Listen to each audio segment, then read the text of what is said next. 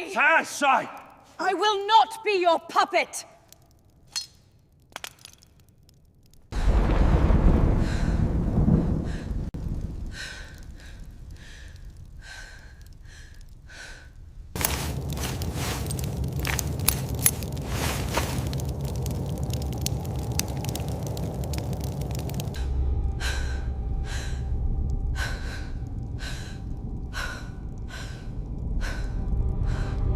Hey guys, tonight we are going to explore one of the most cursed love stories in history.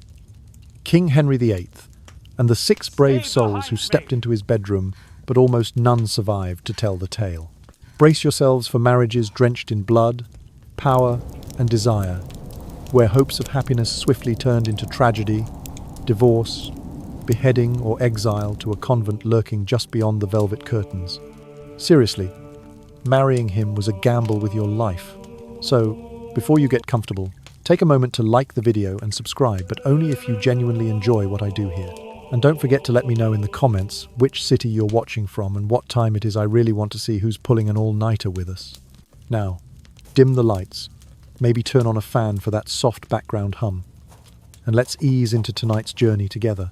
Now, let us step through the very first door and meet the woman who began it all. Catherine of Aragon. From a Spanish girl of 15 to the crown princess, her story is not merely a romantic prologue, but a tragic tale of power, faith, and shattered hopes. Brace yourselves, for Catherine's journey will reveal to us the true value of honor and the steep price of loyalty in the Tudor court. You are Catherine of Aragon, the daughter of the famous Spanish monarchs Isabella and Ferdinand, the very couple who expelled the Moors and sponsored Christopher Columbus's voyages. You carry Catholic devotion more deeply than even the Pope himself. Your wardrobe overflowing with real gold thread is a core workout. Just putting on those heavy robes feels like training for a throne. Your youth was entirely devoted to sculpting you into a queen. Every courtly protocol etched into your bones, every language memorized, every prayer recited, and the pomegranate crest pinned to your chest, a symbol of power and subtlety that royalty simply demands. At 15, you journeyed across the sea to wed Prince Arthur, heir to the English crown. He was slender, pale, and recited Latin poetry as if it were the language of the heart, though you suspected he barely grasped its meaning. The wedding was a lavish display of candles and velvet, yet mere months later Arthur succumbed to the mysterious sweating sickness. Rumors whispered that he was far too frail for royal duty. Suddenly you found yourself a widow in a foreign land, where no one cared how many vowels your name contained or where you came from. Your first torment was isolation. For years you lived like the world's most expensively dressed guest, while Spain and England wrangled over your fate. Then came Prince Henry, Arthur's younger brother, towering, athletic, charismatic, and notably better at bathing, landing him in the top 1% of Tudor hygiene standards. He was the Renaissance dream, composing music, fluent in several tongues, jousting like a champion, seemingly unstoppable. When Henry ascended the throne and chose you as his queen, it was the beginning of a bittersweet drama. Your honor was no dessert, but a blazing fire ready to consume anyone who failed to produce a male heir. Your sole duty became securing the Tudor line. The court held its breath with every pregnancy, recoiled at each miscarriage, and you turned to prayers, herbal remedies, and talismans for hope.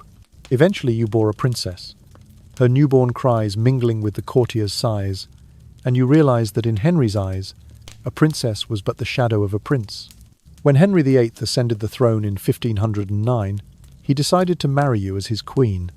The romance lasted barely a blink of an eye, about 5 minutes, then yielded to ruthless reality.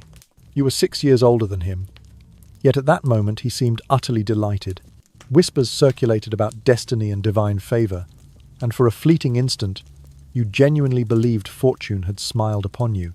Yet you were stepping into perhaps the most perilous role in Europe, the royal womb. Your sole duty now was to produce a healthy prince. Pressure wrapped around you like a glacier, and each time you became pregnant, the entire court held its breath. You carried life within you multiple times, but fate refused to be kind. Some infants never drew a first breath, some lived just days, and one precious boy survived for nearly 2 months. Gazes and gossip turned heavy. Surely she is cursed, people murmured. You found yourself trapped in a living nightmare with no escape. You turned to fervent prayer, adopted stricter fasting, and sacrificed more sleep, hoping for a miracle in the quiet hours of the night. At last you gave birth to Mary, a beautiful, healthy princess. Yet Henry responded with cold courtesy. He did not host celebrations, did not lift a glass in your honor, merely muttered something about trying again soon. You could feel love fading like a candle burning down to its last wick. Months drifted by, and you remained queen in title alone. You donned velvet robes and jeweled crowns, stood in grand ceremonies alongside ambassadors and nobles, but your smile had become strained. Each time Henry met your gaze, he frowned with weary disappointment. Rumors slithered through the corridors. Ladies in waiting whispered of ill fortune. Envoys muttered about misery. Even bishops shook their heads in sorrow. You fought back tears whenever the public eye was upon you, knowing a single tear could set the throne trembling. Thus, amid warm candlelight and soft music, you learned to smile through despair, to navigate each suspicious glance, and to cling to the fragile hope that one day happiness might find its way back to you, if only in dreams. Your ladies-in-waiting carried your secrets like tiny vials of poison, silent and perilous. One day, you began to notice something unsettling. There was a young woman in court, sharp and provocative, named Anne Boleyn. She did not embody conventional beauty. A long neck, a slight protrusion of the jaw, and rumors of an extra finger, though no one was certain. Yet Anne possessed an irresistible charisma. She was witty, fashionably dressed, and courted Henry with the calculated precision of a chess player rather than the frantic buzz of a bee. You often sat at a distance, quietly observing Henry trailing after Anne like an infatuated puppy. You tried to mask the pain of your last miscarriage, telling yourself it was merely courtly flirtation. But Henry did not stop at playful banter at banquets. He began writing Anne love letters, genuine love letters, loaded with sweet promises and seductive words.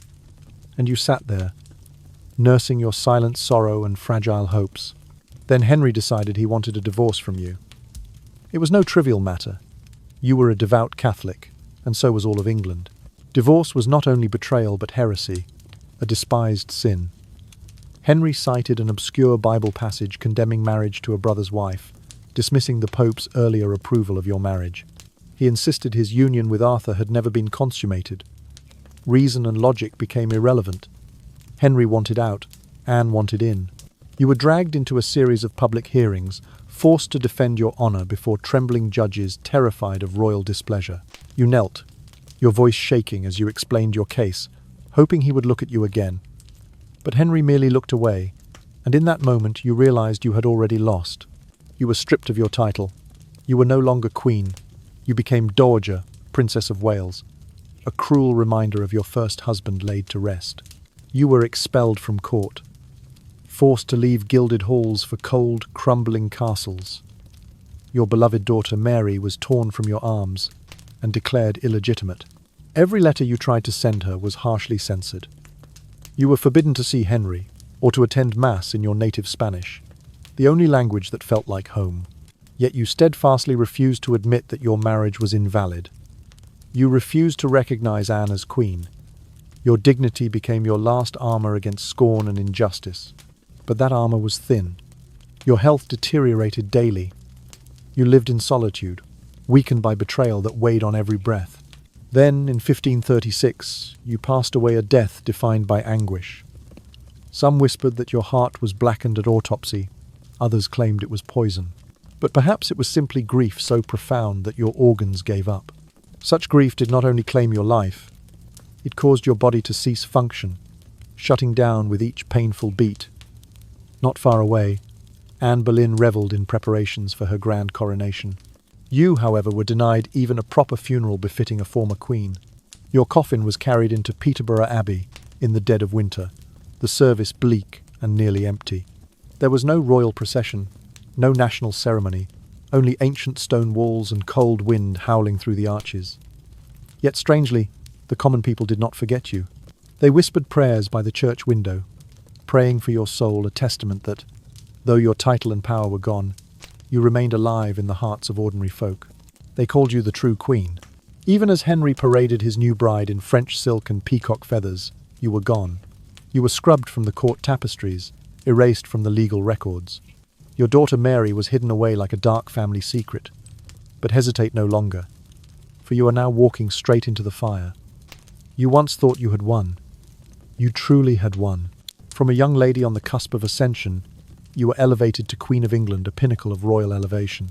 You wore the crown before a massive crowd, though it was far from the warm welcome you had imagined. Some cheered, of course, but many spat as you passed. You were labelled everything from witch to sorceress, a living curse in the court. Behind your back, the nobility still raised their glasses to toast Catherine's health as if you had never existed.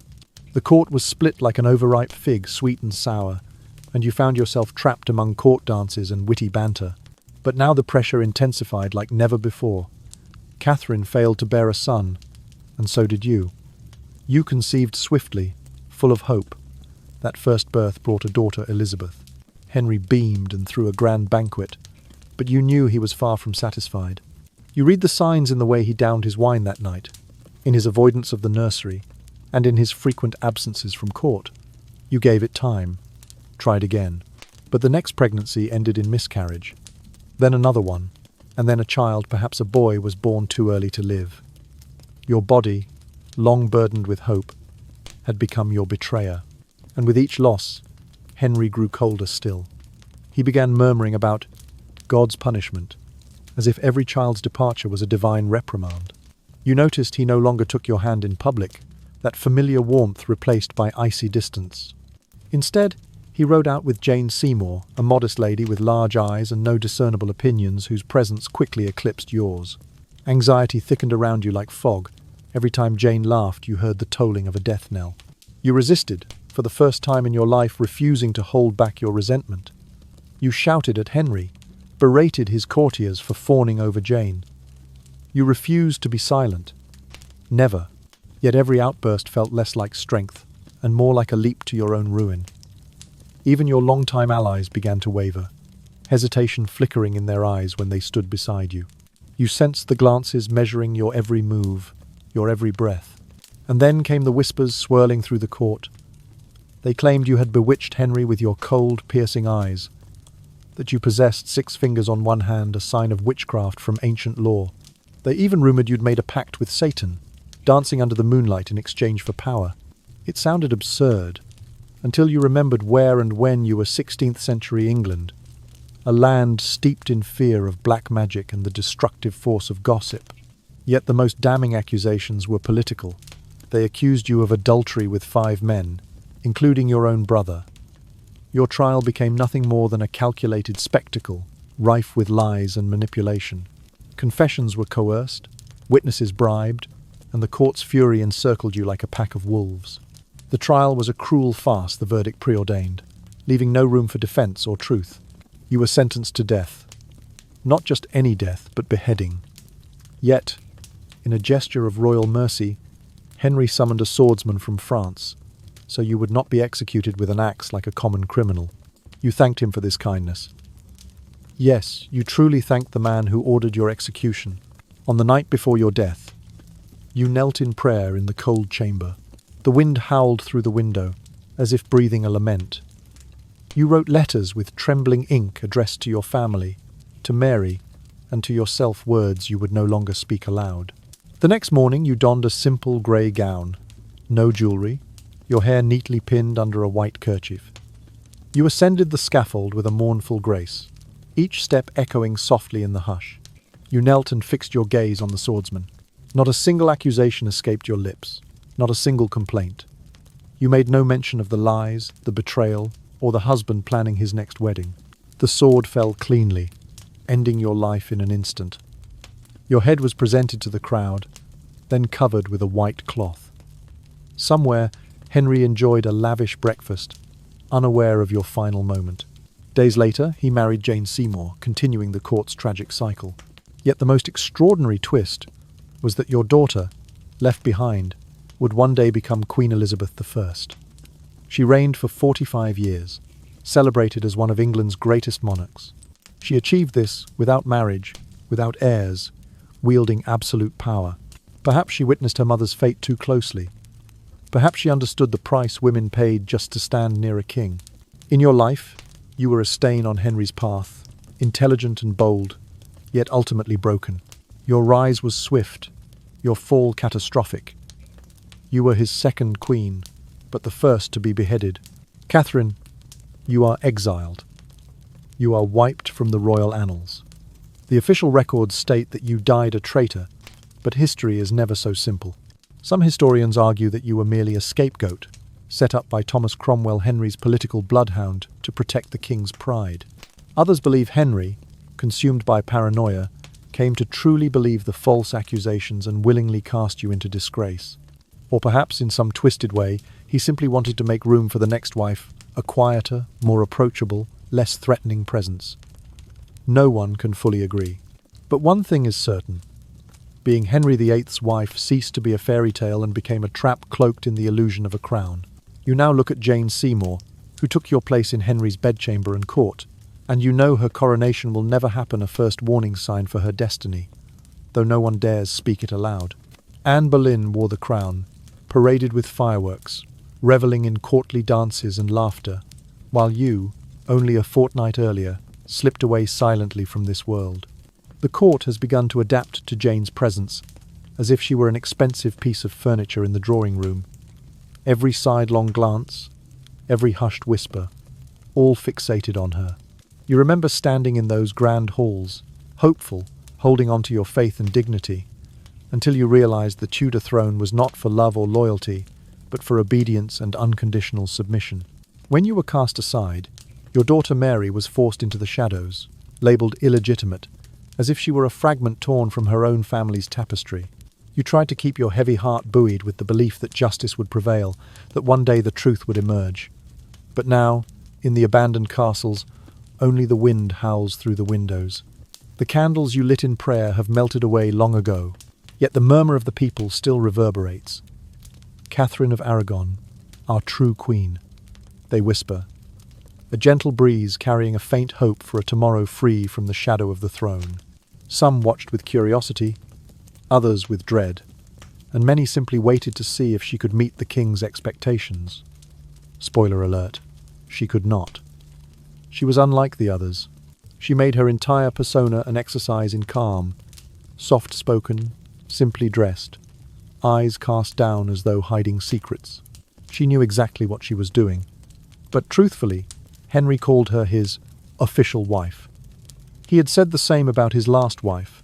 At first, he treated her more gently, perhaps because she never dared contradict him, or perhaps because she spoke so little. Henry hailed her as the perfect woman, which in Tudor code meant she smiled, she sewed, and she offered no opinions on religious reform or foreign alliances. She kept away from all debates, from every political table, as if distancing herself from the world to protect the crown on her head.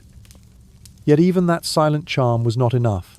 There remained one task she had to fulfill to secure her position. She had to bear a son.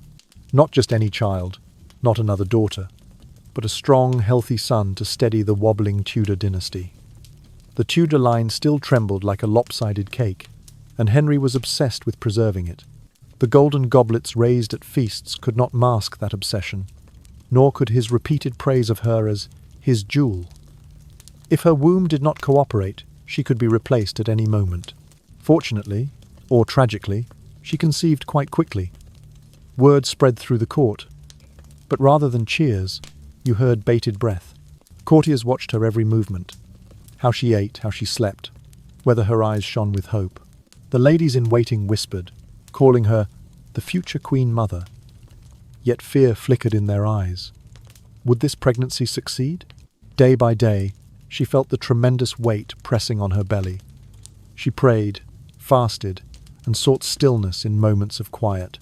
Every twinge, every slight change, filled her with a tremulous mix of hope and dread. The pressure was so great that she sometimes did not notice the knock at her door or the soft whispers of her maids. The court seemed to revolve around her abdomen, as if the world existed only for the promise of a prince. Then, one day, she realized she had entered her 9th month. Through a small gap in the curtain, you saw royal physicians making silent preparations, an infant cradle under candlelight, medicines lined up neatly. Everything proceeded in hushed tones. But you understood more than anyone that this was beyond a mere pregnancy. It was the fate of a kingdom. She told herself to remain strong, to stay calm, as she had so many times before. Yet this time, her fear was not only for herself, but for the future of an entire dynasty. Finally, the day of birth arrived. She laboured amidst prayers and quickened breaths. The newborn's first cry echoed like a burst of light through the palace. All eyes turned to the cradle. She lay exhausted, her gaze shining with hope. They placed a tiny daughter in her arms, joy and anxiety intertwined upon her lips. Yet she sensed something shifting. The child was a girl, not the prince they craved. Henry's eyes roved sideways, his old smile fading. This time, her silence no longer felt like power, but the prelude to a fresh tragedy. The entire court held its breath for 9 months. Every move you made was meticulously monitored. What you ate, how you walked, how long you slept, you were essentially a celebrated human incubator. Yet you endured, partly because you had been trained to see this as your highest purpose, and partly because the risk of doing anything else was simply too great. Then, victory arrived. In October 1537, you gave birth to Edward, a healthy, gurgling, breathing baby boy. Thunder rolled in the streets, bells chimed for hours, and fireworks lit up the London sky. The king wept openly. The entire kingdom erupted in joy. You had achieved the impossible. For the first time in what felt like forever, the Tudor court brimmed with genuine happiness. But the joy was fleeting. Childbirth was far from easy. You laboured for 2 full days. Then something went terribly wrong. The bleeding would not stop, and fever struck you fiercely. The courtiers quietly held back their tears, fearful of causing a panic. They whispered among themselves, "What if the perfect wife, the one who brought sunshine into his life, dies right after fulfilling her duty?" Rumours snaked through the silk-lined walls like smoke, and you lay gaunt and hollow. Your eyes could no longer focus, your eyelids too heavy to lift. They tried herbs, sedatives, prayers, but nothing worked. 12 days after giving birth, you quietly passed away in your bed, surrounded by faces still unsure how to mourn you. Henry collapsed in grief, or at least that's what the chronicles tell us. He withdrew, donned black for 3 months, and vowed never to marry again. Of course, that vow lasted exactly 3 years. But here is the surprising thing. You became the most beloved wife, the only one to bear him a legitimate son, and the only one who did not outlive his affections.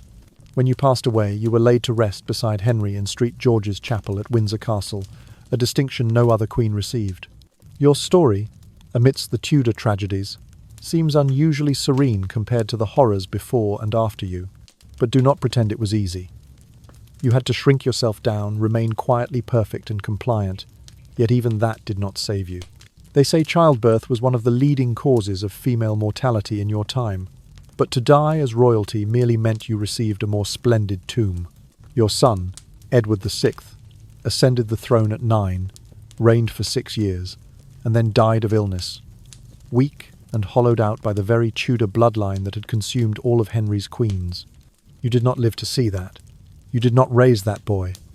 Your presence remains etched only in cold marble. Your memory was used as a political talisman for future Protestant propaganda and nothing more. Indeed, you are mentioned in sermons and doctrinal texts as an exemplar of obedience and sacrifice. Yet historians today still cannot agree on you. Some argue you were Henry's truest love, a calm harbour amid royal tempest. Others insist you were merely a political erotic image, chosen for your gentle obedience, like every queen before you. Some emphasize that Henry loved you most because you did not live long enough to disappoint him, while others view you as a temporary solution to the succession crisis. Whatever the reason, there you stand, silent beneath cold stone, your story echoing through time. You once carried a dynasty's hopes, only for those hopes to be extinguished. Yet the bond between you and Henry, love, power, and betrayal, continues to be retold. You, the third queen, the only one never to know her coronation, the only one granted a grand tomb, and the only one enveloped in a question no one can truly answer. Were you genuine love, or merely a refined political sore, chosen for virtue, praised for silence, and abandoned by fate? You are the ideal Tudor queen, because your death left no time for scandal.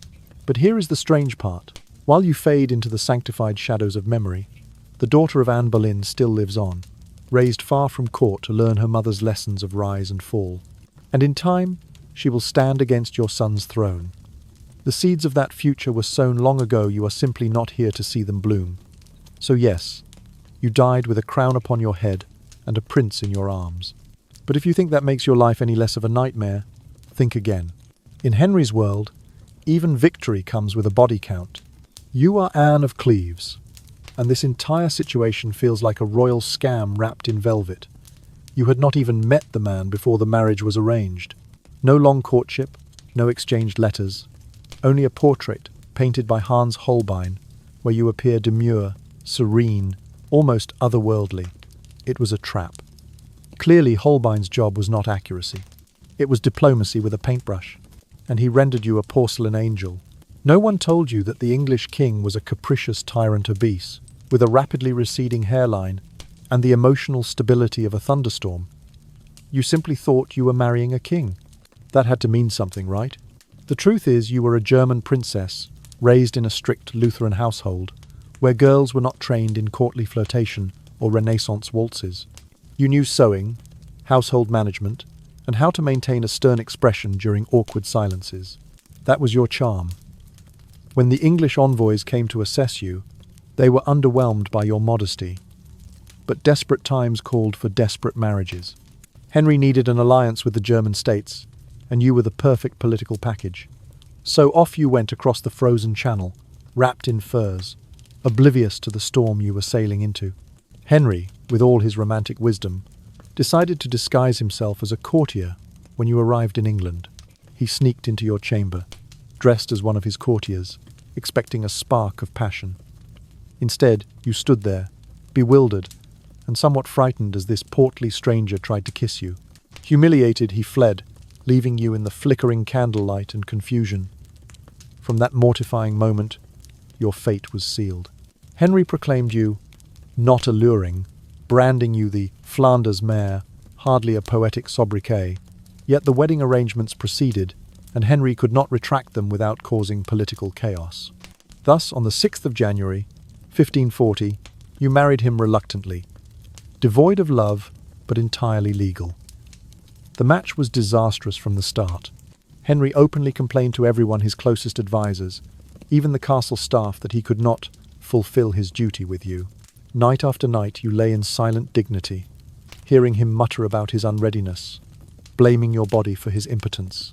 How gracious. Yet here is where it becomes strange. You did not complain. You smiled. You bowed. You entered the union not with passion, but with composed acceptance. Because deep within, you understood what other queens failed to grasp. Survival sometimes means losing gracefully. You played along, and the game ceased being a disaster. Only 6 months later came the annulment decree. Henry declared the marriage never valid, because you were not as beguiling as your portrait. The court braced for fury, public accusations, or a spectacle of execution. Instead, you cheerfully agreed in public. You returned the crown and extended best wishes to Henry and his next victim. It was the smoothest divorce in royal annals, and because of your astonishing composure, you were handsomely rewarded. You received castles and lands, a generous allowance, and a new title, the King's beloved sister.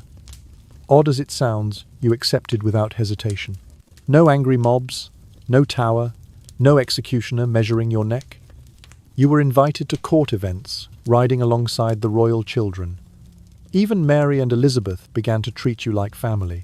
You became a living symbol of survival amid Thompson's storm, wise, restrained, and utterly free of tragedy. Unlike other queens, you chose silence over strife, grace over grievance. Some might call it weakness. You called it the art of self-preservation. In a world where the throne was poised to devour you, you found the most spectacular escape. Not through glory or power, but through a timely smile and a well-placed bow. Sometimes you would sit just a few steps from Henry, observing the royal drama while sipping wine, quietly congratulating yourself on escaping England's bloodiest marriage.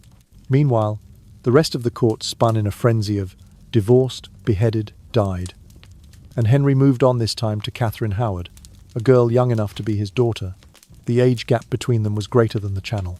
Assume the ink on her paperwork was still wet when Henry paraded her like war booty. He uttered not a single word. Why would he? He lived in comfort, wealth, unbound.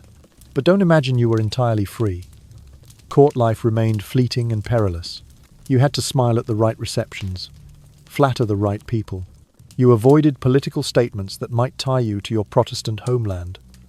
You lived in a gilded cage, yes, gilded, but still a cage.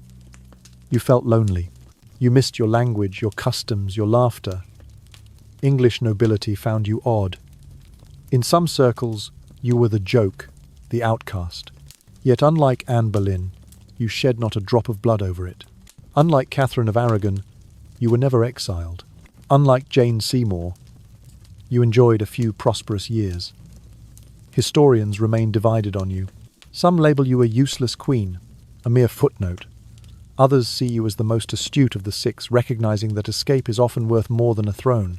Rumour has it you and Henry got along better post-divorce than during your marriage.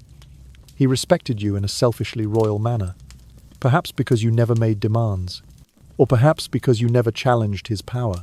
You gave him exactly what he wanted, a clean exit strategy without scandal. Thus, while Henry's other wives are remembered for bloodshed, betrayal, and tragedy, your story is a quiet escape from chaos.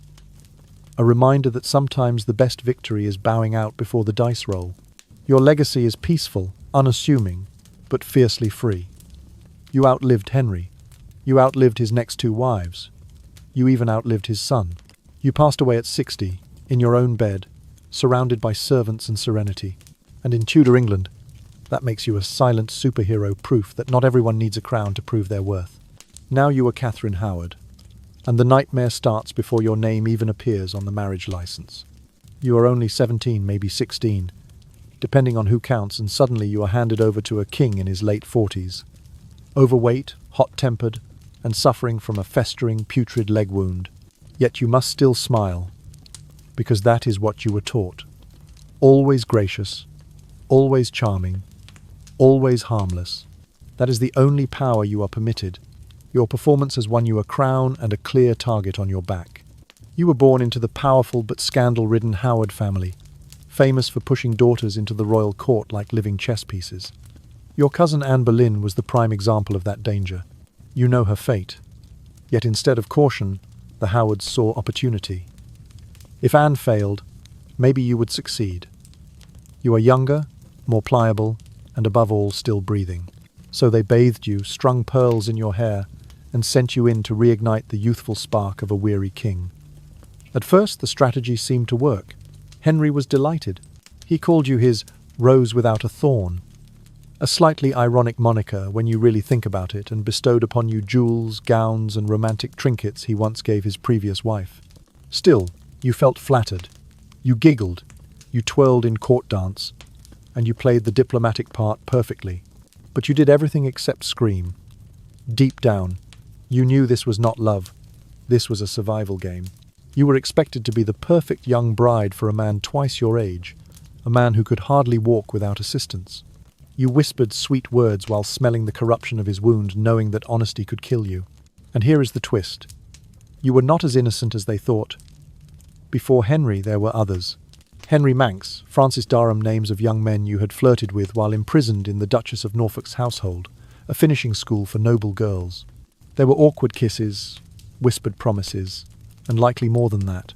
You did not rush to divulge your past, but you understood this was just another costume in the Tudor drama. You entered with both gentle charm and cunning calculation, preparing for the inevitable final act. And while Henry basked in the pomp, you quietly plotted your next move, your next step, to secure yourself in a game full of daggers and smiles. But back then, you were just a teenager, barely educated, and often left to wander the palace corridors unsupervised, while adults sipped wine and ignored the gossip. Everything that happened before the crown was supposed to be buried beneath corsets and decorum, except you made a fatal mistake by reaching back for your past even while wearing the crown. You secretly hired Francis Durham into your household, hoping to keep the affair quiet.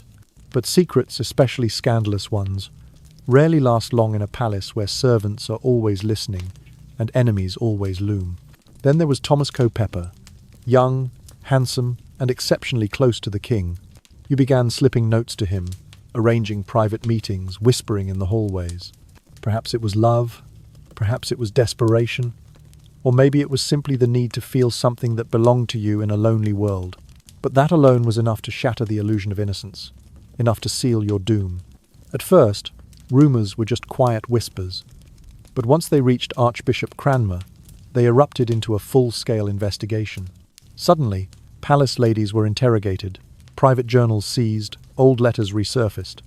Everyone who knew you was hauled in for questioning. And you?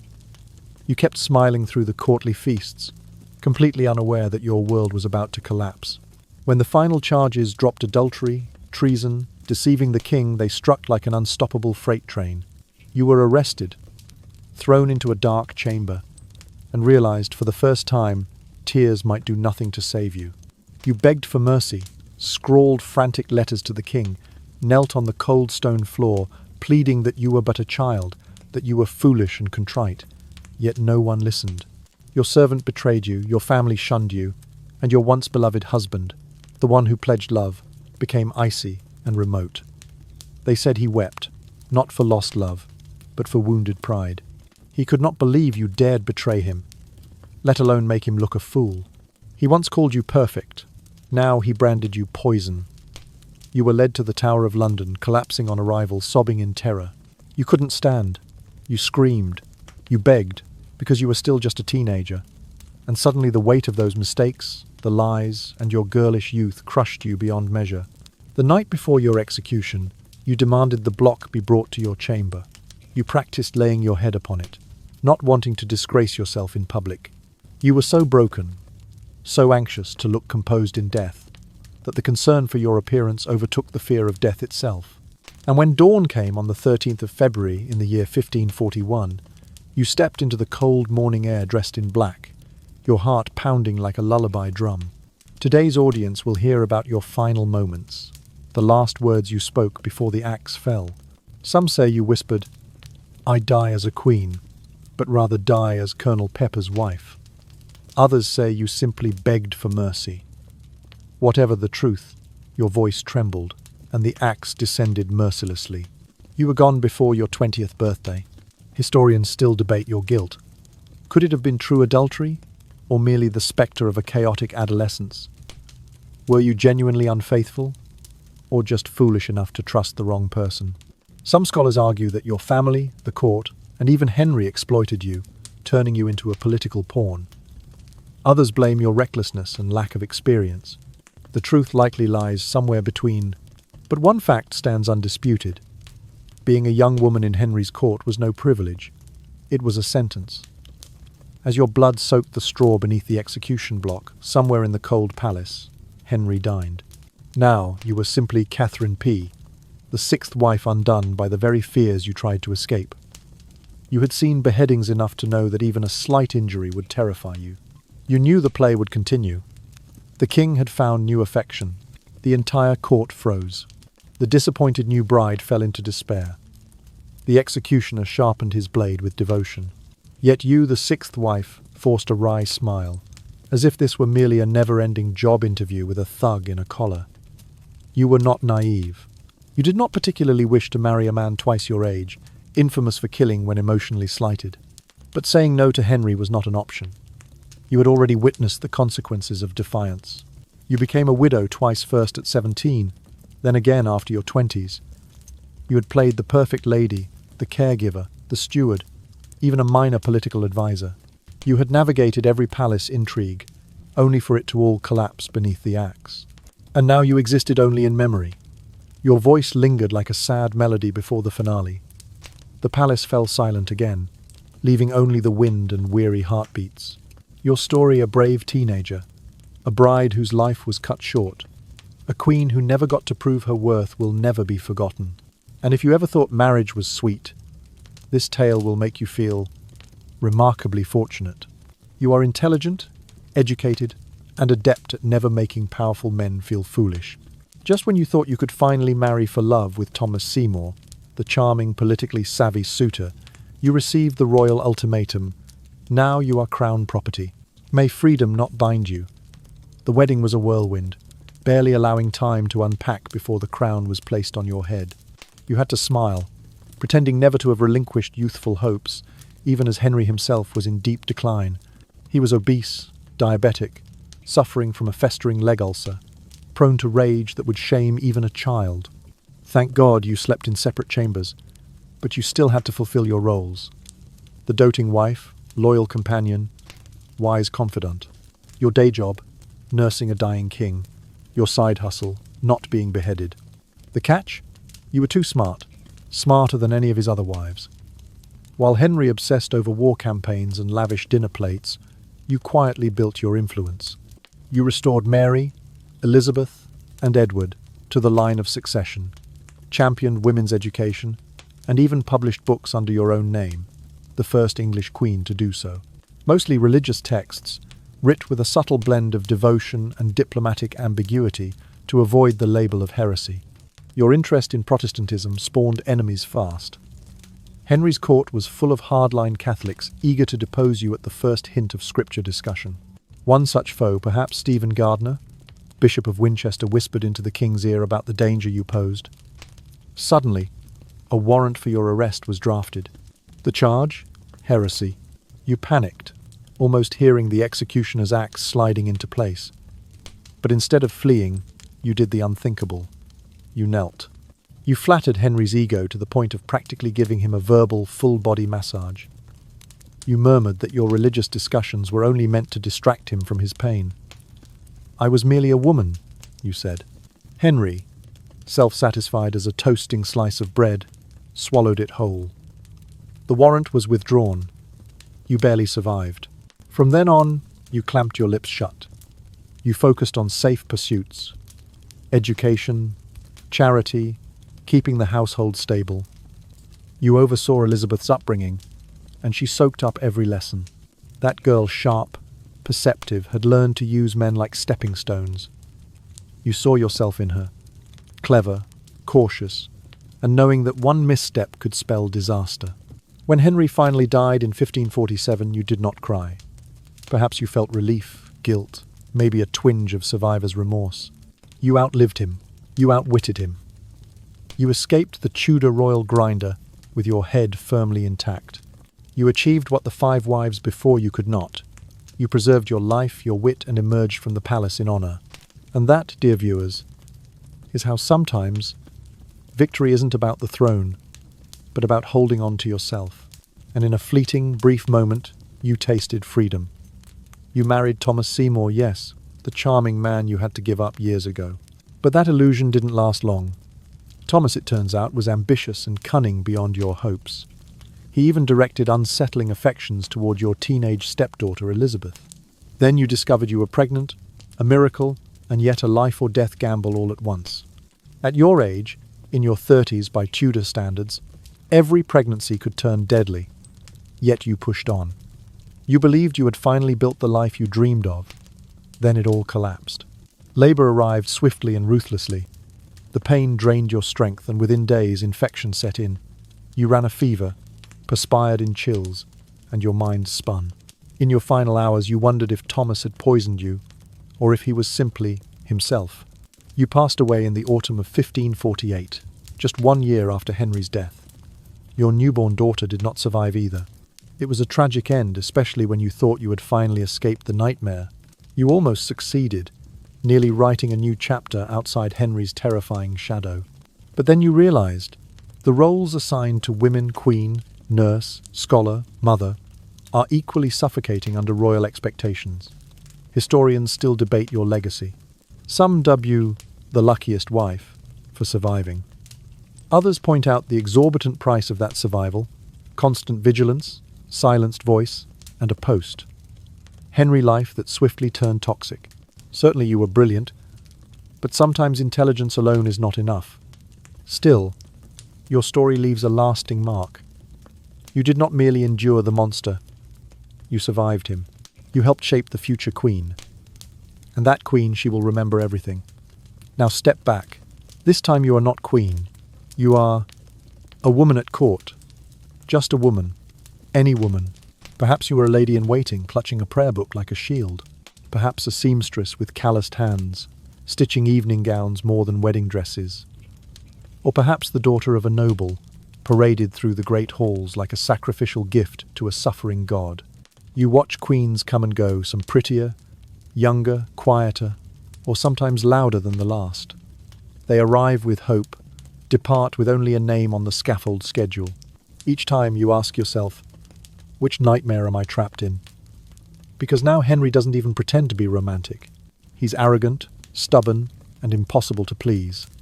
His moods swing like church bells in a storm, one day affectionate, the next bursting in paranoid rage.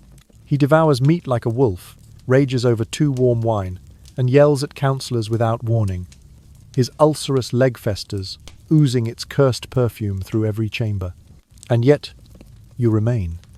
You remain the embodiment of every woman who's ever been silenced by power, who's ever had to smile through fear. That is your true crown and your true victory. Yet he remains the most powerful man in the land. You smile at him. You bow. You thank him for the honor of being ignored. Being near Henry is like walking through a parched forest in a storm. One wrong word, one misplaced glance, or a whispered phrase misheard and you're out. Exiled, shamed, or worse, imprisoned. Every woman in the court knows this. Every noble family knows it too. Yet they still push their daughters toward him like sacrificial lambs. Why? Because if she survives, if she gains wealth, lands, influence, a spot in the royal lineage, that gamble is worth sweaty palms. But here's the unspoken truth. The daily horror is simply existing near him. His royal mood swings aren't just notorious, they're weaponized. One moment he's laughing, quoting Latin at dinner. The next, he demands the arrest of his own kinsman because someone whispered, "She's too Protestant." Everyone in the court tiptoes as if walking on glass. You learn to memorize every flicker on his face. Track the cadence of his steps. Decode each look like secret messages.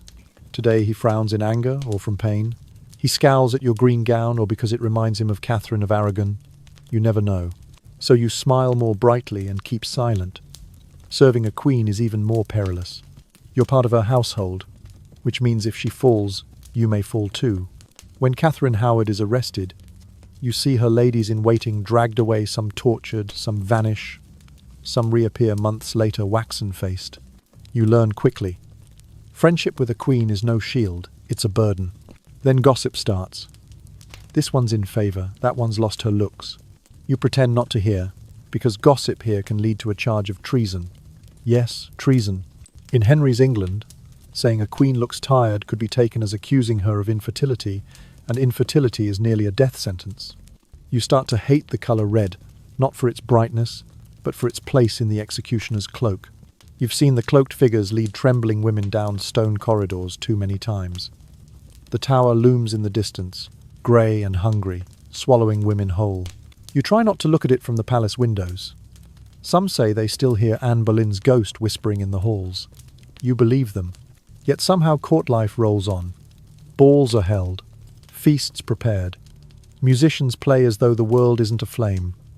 You dance, you laugh at the right moments. You accept compliments you never wanted. Because here, performance is protection. If you're lucky, maybe the king won't notice you at all. Still, you wonder what happens behind closed doors. What do queens do when the curtains close and no one is watching? When Catherine Parr nearly faced a heresy charge, the entire palace fell silent. When she lived, the collective sigh was like thunder reversed. You think of those far less fortunate Catherine Howard, just a teenager, now dead, and so you press on, a silent observer in a theatre of fear, every smile, a fragile shield, every bow, a calculated dance, every breath a gamble. Because in Henry's court, survival is the true crown. Anne Boleyn too clever, Jane Seymour a martyr in childbirth. Even Anne of Cleves, the one who survived, swallowed her pride to make it through. Each woman's story became a cautionary tale, told through the wide-eyed horror that greeted her name in court. And through every tragedy, Henry lived on. His 6 wives were replaceable. His fury was eternal. Yet something in him shifted. He was no longer the golden prince of yesteryear. He no longer rode horses, but was carried in ornate sedan chairs. His eyes grew dim, his face sagged with age and infirmity, but his power remained, as strong and terrifying as ever. Today, historians still argue, was Henry always this cruel? Or did his rotting flesh transform him into a monster? Did grief consume him? Did paranoia drive him mad? Or does absolute power simply do what it always does? Strip away any shred of humanity. We may never know, but you know what it's like to live in his world. You've felt the weight of a crown passed from one wife to the next like a curse. You learn to dodge it by a hair's breadth. And when, by some blessing, you finally escaped the court, if indeed you did, you carried nothing with you but silence, vigilance, and memories of queens vanishing like smoke. You bowed your head and whispered farewell. You hurry past the stone corridors leading to the Tower of London. In Henry's court, anonymity itself is a treasure. You were never a queen, nor even a player in the game. You stood outside it just far enough that your neck remained intact, yet close enough to feel every tremor under the king's feet. You heard the news before it was official. The arrest warrants, the damning charges, the royal decree. You heard it from the butcher, from a neighbour, from a monk at the abbey. They said Anne Boleyn was accused of adultery, incest and treason. You blinked. You knew those accusations were ludicrous. Everyone did. But no one dared speak above a whisper. That was the trick. Truth didn't matter when the king decided otherwise. You were in the crowd that day. You watched Anne step forward in grey linen, head bowed. You heard the sword's clean arc, the gasps, the silence. You felt the court collectively hold its breath as her head fell. You forced a faint smile at the next queen ascending, then turned away, taking with you the hard-earned lesson of survival. The guile to navigate corridors where loyalty and life hung on a single misstep. The tower looms overhead, rising tall and grey against the bleak May sky. You stand at its base, feeling the chill in the air, hearing the shuffling feet and hushed breaths of the crowd. People have gathered long before dawn, clinging to their children's hands, jostling for a better view. A woman next to you sells sweets, another whispers prayers. You simply stare, heart pounding, waiting in fear. Then the tower doors open, and she appears. Anne Boleyn, stripped of her royal title, now just a woman before a public court. She steps onto the scaffold, tears unshed, voice unraised, exuding an unsettling calm. She wears a simple grey dress that somehow retains dignity, her hair tucked neatly under a linen coif, eyes fixed straight ahead, hands trembling ever so slightly. You widen your eyes, unable to believe she is real. Not long ago she was untouchable. Now she stands here, about to face her final fate. The executioner, summoned from France, stands patiently behind her. Clad in all black, he grips the gleaming sword at his side. Anne kneels, whispering her last words. I commit my soul to Jesus Christ. Her voice is clear and resolute, no longer a queen, no witch, no traitor, just a woman defending her dignity. Without ceremony, the sword arcs through the air and severs her head from her shoulders. Silence descends.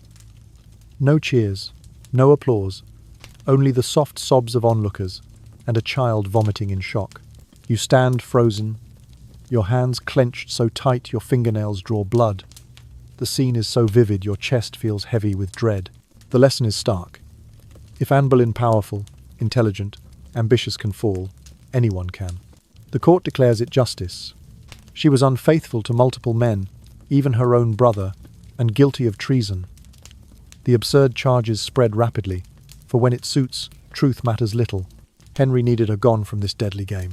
Historians still debate whether Anne was truly trapped. Some insist Thomas Cromwell orchestrated the plot to satisfy Henry's wishes. Others believe Anne's own boldness and brilliance inevitably sealed her fate. Perhaps the truth lies somewhere in between. She was too proud, too outspoken, unwilling to bow low enough.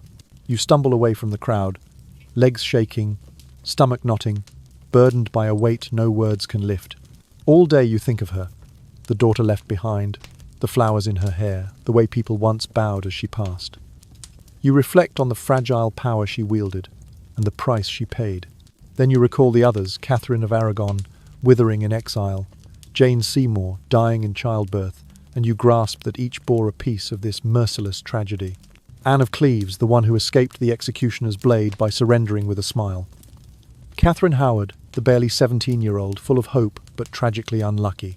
And finally, Catherine Parr, the only one of them still standing. There is a cruel pattern repeating itself. Royal wives are prey to power, and you can't help but wonder how the court always finds brave or perhaps naive women to throw into this merciless machine. You suspect most people out there never realize they've stepped into this trap until the doors slam shut behind them. In the villages and towns beyond the palace's reach, folks speak in hushed tones, often just a raised eyebrow or a sigh. No one dares criticize the king, but they mourn Anne in their own ways. Some light candles and pray. Others doodle her name in the margins of letters to friends, and a few women tie thin black ribbons around their necks, a silent gesture that speaks louder than words. Deep down, everyone knows she wasn't the first woman destroyed by a powerful man, nor will she be the last. Years later, her daughter Elizabeth will ascend the throne. The red-headed girl learns early that the crown always comes with sharp thorns, and silence can echo louder than 1,000 speeches. People say Elizabeth inherited her mother's keen eyes, sharp intellect, and a brand of justice finely honed. She will reign longer than any king before her, and contrary to all expectations, she will never marry. Historians still debate why she remained unwed, but perhaps the simplest reason is that she witnessed too many queenly tragedies before her. As for you, you return to your modest home, resume your daily tasks, your string of prayer beads, and the small, safe life you once knew. Yet Anne's death still lingers in your mind, the sound of steel cutting through air, her silhouette standing proud. You know you will never forget. Then one day the bells of London ring out again, but not in mourning. This time they celebrate. Jane Seymour has given birth to a prince. The whole country erupts in joyous revelry, because at last the king has the male heir he's longed for, the ultimate goal of Tudor politics. You stand on the sidelines, watching the court orchestra strike victory chords, the vibrant parades, and the overwhelming jubilation. The baby is named Edward, a symbol of new hope, but also proof that in this deadly game of power, with a single ring of a bell, a woman's fate can turn in an instant. Now you stand aside, watching the tiny figure of Edward Tudor, the future king, the saviour believed to rescue a dynasty in turmoil. The boy is living proof that perhaps Henry was never truly cursed. Yet that joy is fragile, you know. Jane has vanished. She isn't present at royal ceremonies, isn't there to pose proudly with her son for the victory portraits, and of course, she cannot enter the chapel to give thanks, because Jane died quietly before any official record could mark her passing. Technically, Jane survived that brutal labour, but the aftermath was more merciless than anyone imagined. The fever invaded her body like an invisible enemy, unrelenting, and just 12 days after giving birth, she flickered out like a candle snuffed in a cold chamber. Rumour has it she only held Edward once, maybe twice, before utterly collapsing. As for Henry, well, you know, he found it deeply inconvenient.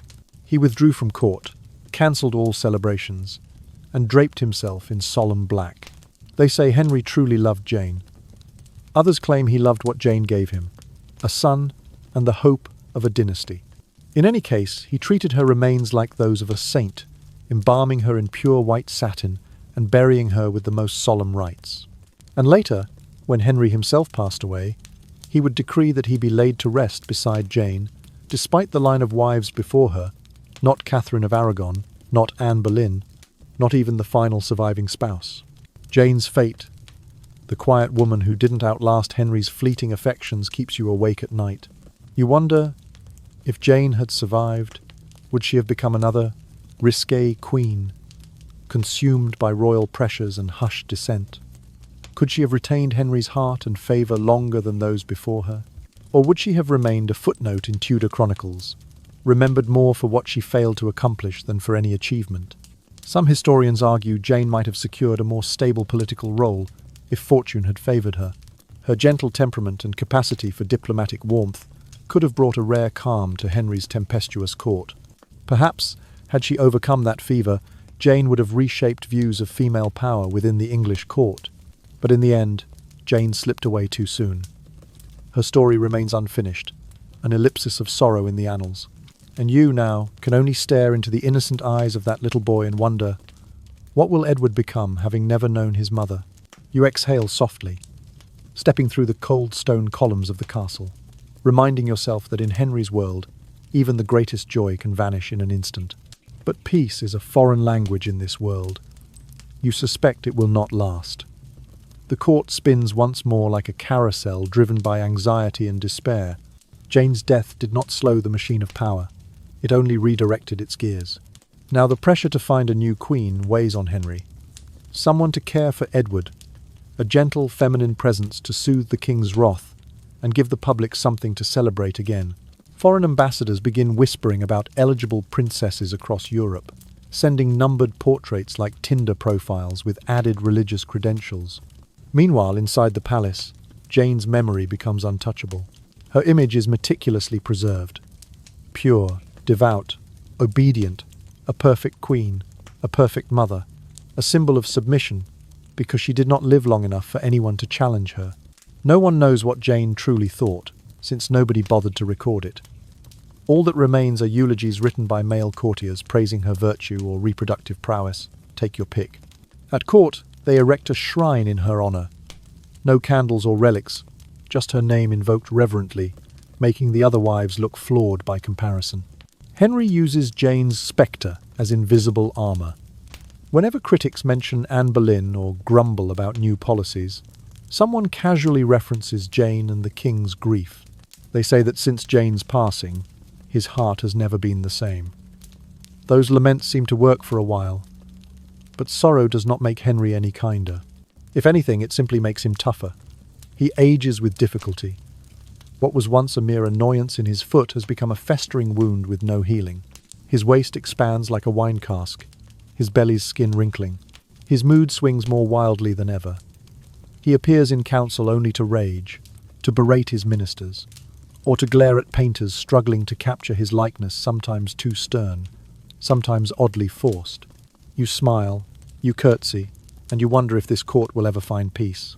Because no matter how many gowns are tailored with care, no matter how many portraits burnish a reputation, Henry remains Henry, wielding power, brimming with anger, and sometimes redolent of the rotting wound in his foot.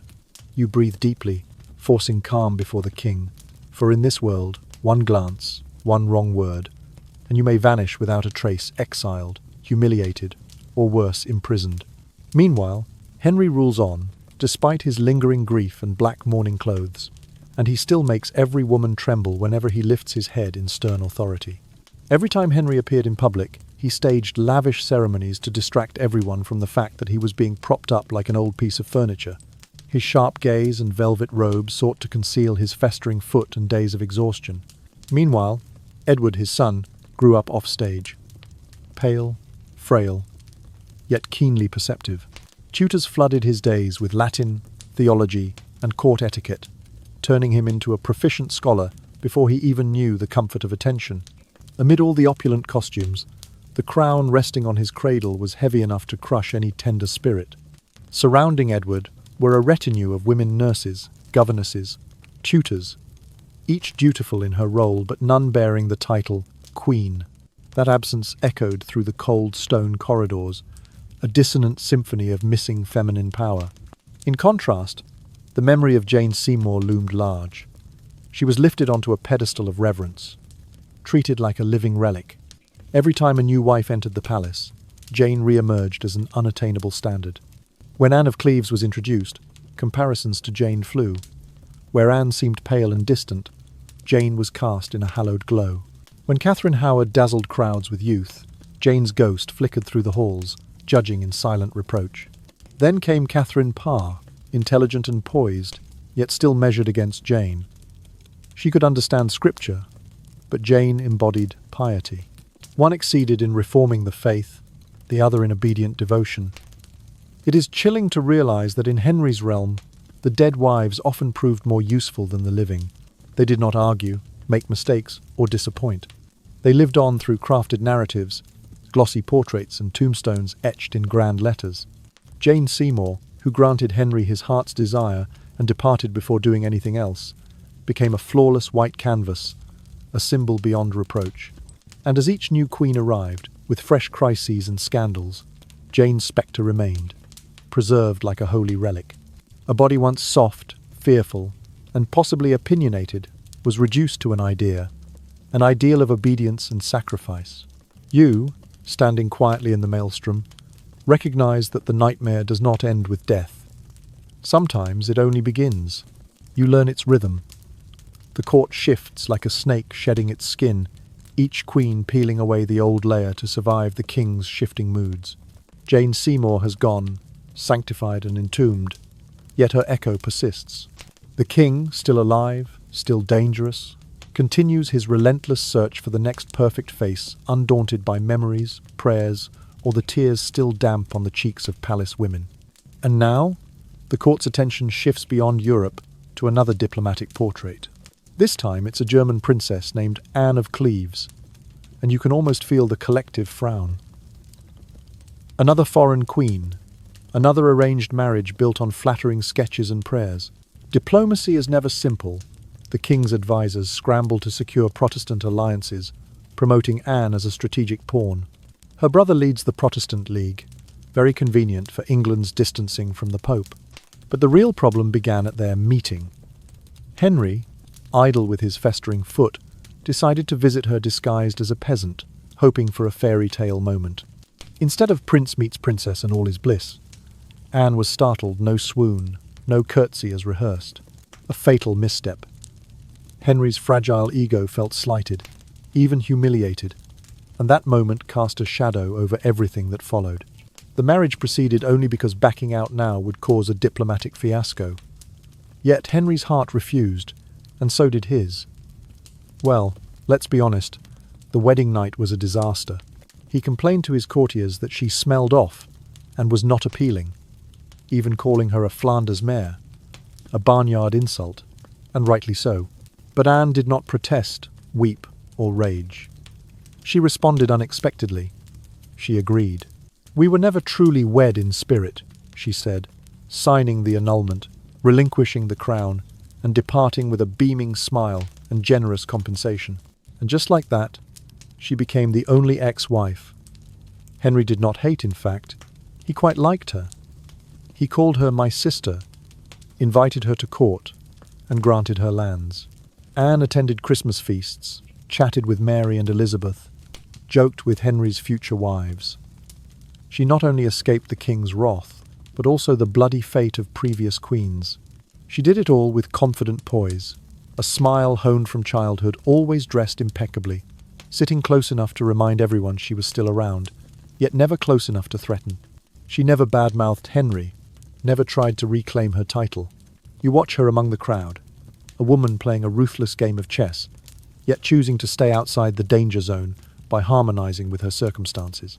It's a silent strategy. No challenges, no stubbornness.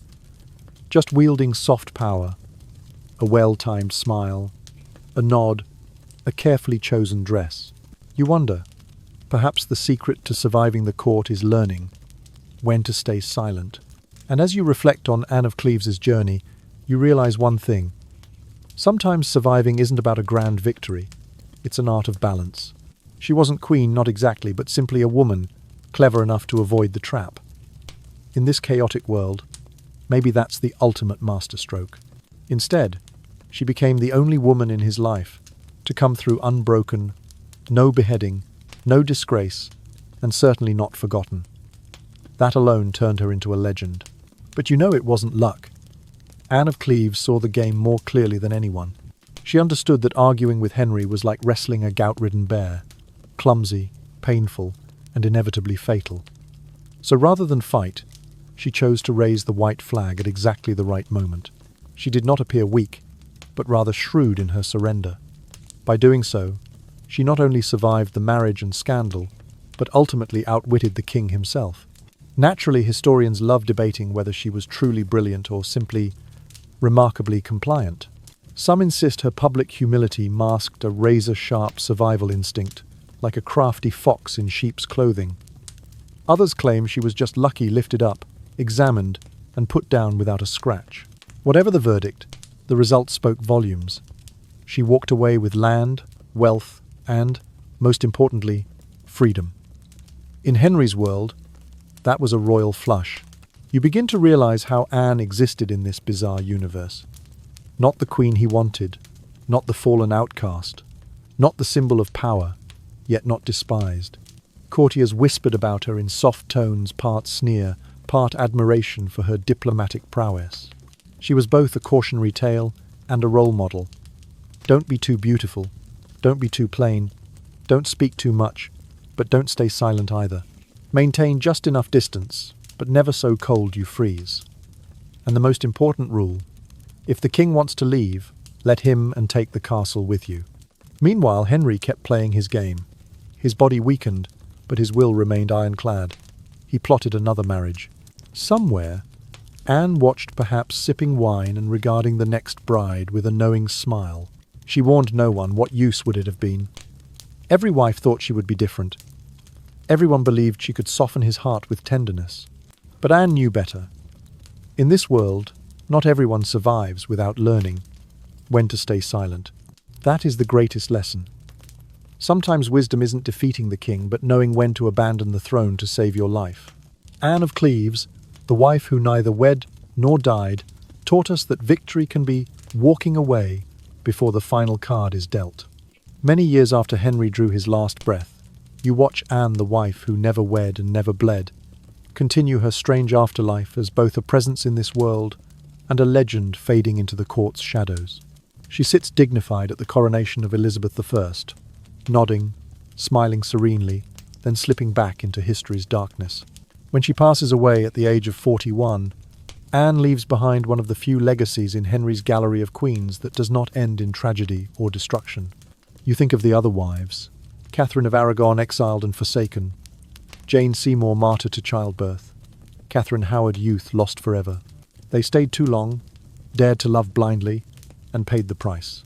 Then you recall Anne of Cleves, departing with her neck intact, her estates preserved, a silent smile as if whispering a private joke to herself. In this perilous game, survival isn't about right or wrong, but knowing when not to play. Now the entire court seems to hold its breath, anxious, haunted by Catherine Howard's death. Laughter has died, music rings hollow, and velvet drapes hide rotting sorrows behind them. But Henry, though aged and crippled, his leg oozing, remains Henry, unchanged in ambition and yearning for companionship. It isn't long before new whispers arise. Another woman is set to orbit the king. This time, not a foreign princess, nor a figure of grand political designs. It is Catherine Parr, a widow, quiet yet keen, whose gentle strength might finally stir Henry's heart one last time. You can hear courtiers murmuring, will she be wise enough to survive? Or will she stumble upon the same blade that felled her predecessors? The court seasoned by 6 queens' fates waiting again, breathless, for the next act, uncertain how this drama will conclude. And you, standing at history's edge, can only hold your breath, following Catherine Parr's measured steps across the cold palace floor. For in Henry's kingdom, one rule is absolute: never doze off while the cards are still being dealt. You might think that anyone who witnessed 5 of Henry's wives vanish in disgrace, madness, or premature death would steer clear of him. But Catherine Parr is entirely different. Picture her twice a widow, burying 2 husbands before, managing estates like a seasoned noble, balancing ledgers and devouring devotional texts more avidly than most bishops. You sense she's intelligent without arrogance, devout without proselytizing, and always smiling as if she's never known a moment of sorrow. When Henry proposed, she hesitated. You could see it plain as day. She didn't blush or swoon. Instead, she calculated carefully, knowing that marrying Henry was not romance but a game of Russian roulette with a crown. Yet you see her ultimately nod in agreement, not out of love, but out of safety. Saying no to a temperamental king often meant death. You watch her step into court with a quiet grace, like someone rehearsed for every conceivable tragedy. In 1543, she became his 6th queen. Clearly, this was no short-term gamble. You notice Catherine's tender care for Henry's children, especially little Elizabeth, who clings to her like shadow to light. You watch her foster their education, introduce them to scholars, and discreetly spark theological debates around the dinner table. But she remains cautious, because deep down she knows Henry only loves an intelligent woman when she doesn't challenge him. Still, you realize she cannot suppress her passion. For faith, for reform, for the idea that women should read the Bible and interpret it themselves. Unfortunately, this zeal made her a threat. Within the palace, reformers clashed with traditionalists, and Catherine began leaning heavily toward the reformists. You hear the whispers, an arrest warrant for heresy, hissing through the hallways like poisoned needles. People step back when she passes, and you catch the frosty look in the king's eyes as he surveys her. But Catherine shows no panic. She flips the script with her wit. Called before the council, you see her kneel gently and declare, her religious discussions were meant only to soothe the king's chronic pain. That, after all, she's just a woman, meek and devoted, far too humble to claim any profound theological insight. You see the courtiers gape, then gradually relax. Though some remain skeptical, you recognize Catherine's masterstroke, not fleeing in fear, nor fighting to the last breath. She chose to yield at the right moment, and from that day, her name traveled the court, a warning to anyone daring to toy with the relentless machinery of royal power. And you, zoomed in ever closer, can only breathe a sigh of relief. In Henry's world, knowing when not to play the ultimate hand can be the greatest victory of all. That is the art of patterned obedience, and it truly works. You watch Catherine soften her tone before Henry, the arrest warrant quietly vanishing, and she lives to see another dawn break over Westminster. You cannot decide whether that moment cemented her remarkable reputation or merely underscored her tragedy more deeply. Perhaps it did both. Catherine's survival hinged entirely on pretending to be weaker than she truly was. Every step, every word was carefully measured, her intellect only becoming dangerous when safely cloaked in devotion. You see her transform into a master of this performance, not out of a lust for power, but out of a will to survive. Yet in private, she still pushed boundaries. She quietly wrote and published a book of prayers and meditations under her own name. As the first English queen to do so, she deftly championed women's education and religious reform subtly, but persistently. You witness Catherine teaching Elizabeth that knowledge is power, that words are a hidden sword. Elizabeth listens intently, for she understands what befell careless women. Catherine's roles blend queen, nurse, diplomat. You see her dress Henry's wounds, soothe his temperament, and run the court while he lay ill. You observe her granted authority to command when the king travelled abroad, a gesture of trust, or simply a sign of Henry's exhaustion. Whatever the reason, she wielded power without anyone noticing her rulership. That was her talent, ruling without decree. Now Henry grows weaker by the day, his body swollen, his mind more paranoid than ever, his children Mary, Elizabeth, and little Edward constantly coughing from the shifting climate. You feel the heavy pressure on Catherine, keeping peace among princes and princesses, balancing conservatives and reformers, mediating between a dying king and a court hungry for influence. In every council session, she moves quietly yet skillfully, like a silent general and a devoted caregiver rolled into one. And you, the viewer, sense her tension but also her remarkable grace. Catherine Parr not only survived, but earned the court's trust, even as Henry remained little more than his own frailties. The moment he stopped breathing, and then in the year 1547, Henry VIII succumbed to agony, swollen and bedridden, still murmuring commands and absolutions until his very last breath.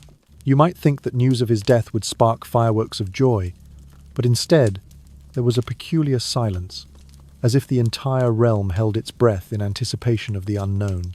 His passing was heralded by an elaborate choreography, mourning garments distributed, church bells tolling, and beyond that, the English countryside waiting in hushed expectancy, not in sorrow, but in the shared suspense of a kingdom at a historical crossroads. So what now? Catherine Parr was finally free. For the first time in years, she could breathe without policing her words, her footsteps, or the rhythm of her heart. Yet she did not retreat into obscurity. Instead, within months, she remarried this time, for love, or at least for the chance to live fully. Thomas Seymour, the charming prince-politician with sky-high ambitions, appeared all too swiftly. Within weeks of the king's death, they were engaged, a decision that fueled courtly gossip about disrespect. But Catherine paid it no mind. She had endured worse. Only this time, the danger was no longer a courtly intrigue, but a personal peril. Thomas was reckless, flirtatious, especially with Elizabeth, her teenage daughter and namesake of the future queen. You heard rumours that Thomas had grown overly comfortable beside the future queen. Catherine heard those whispers with a pang in her heart, but she did not hastily drive him away. She avoided direct confrontation with Elizabeth, striving to keep everything intact, hoping that love would conquer all. Then one day, she realized she was pregnant. After years of widowhood, of queenship, of weathering storms, she carried new life within her.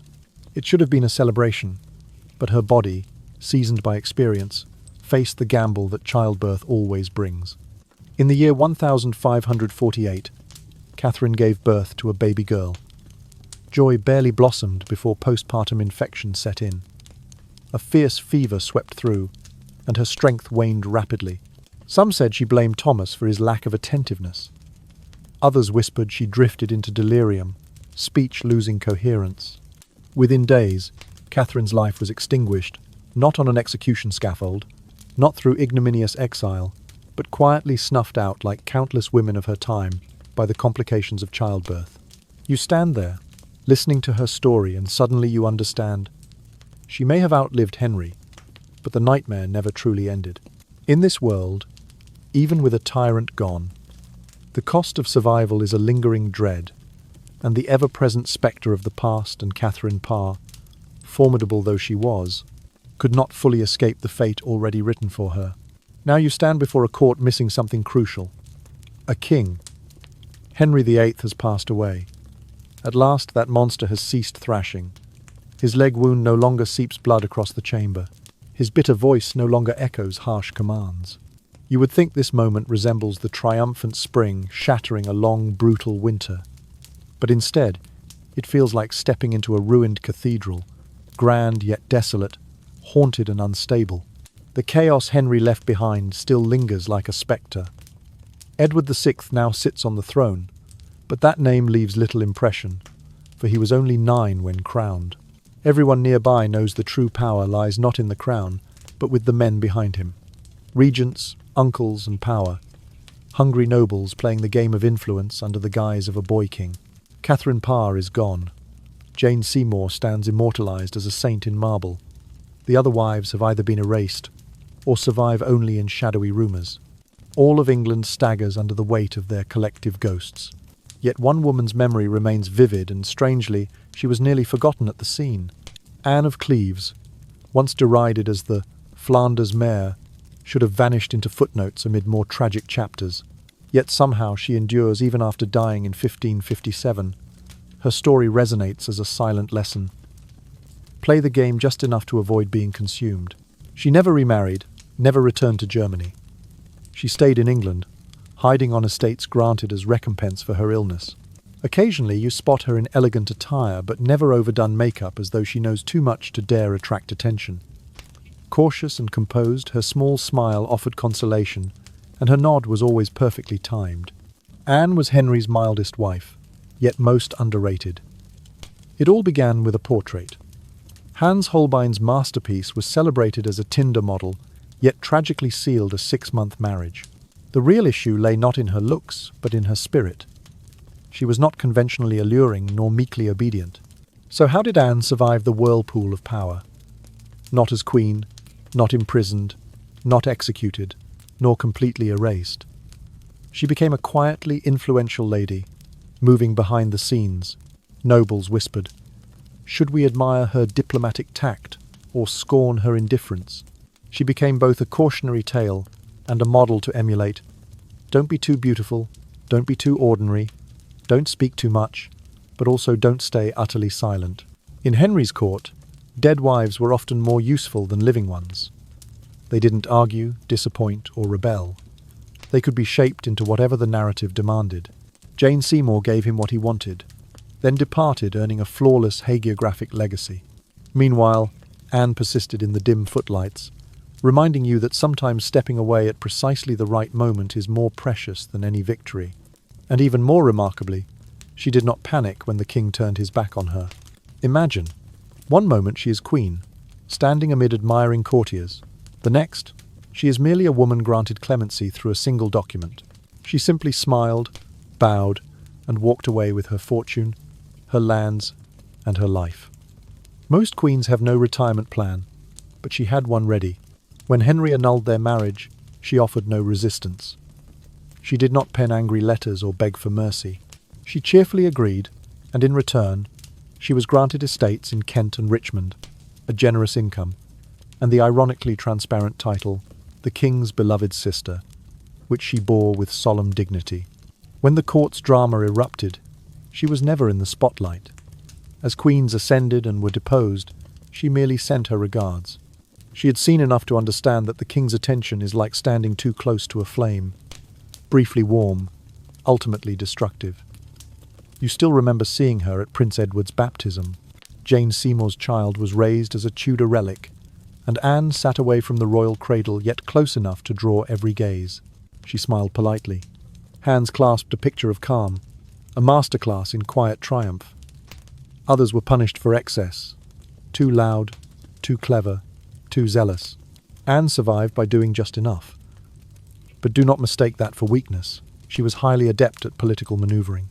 Though her English may have been awkward at first, she adapted quickly, learned the language, embraced local customs, and maintained cordial relationships with Henry's children, particularly Elizabeth and Mary. She navigated the minefield of royal egos and ultimately died of natural causes, neither executed nor exiled. That was not luck. That was skill. Historians still debate. Was Anne Henry's greatest mistake or his quietest success? Some argue the marriage failed from the start due to a lack of compatibility. Others contend the king's fragile pride could not tolerate a woman who did not love him enough. But no one disputes this. Anne won. She was handed a political grenade and diffused it without losing so much as a finger. Reflecting on the other wives, the comparisons are stark. Catherine of Aragon fought too hard for her dignity and died in solitude. Anne Boleyn blazed brilliantly, then was extinguished, and Anne of Cleves she wisely refused to burn. Jane Seymour succeeded but paid for it with her life. Catherine Howard was too young to grasp the rules of the game, and she too met a tragic end. Catherine Parr outlived Henry only to die in childbirth and betrayal. But Anne of Cleves, she completely avoided that trap.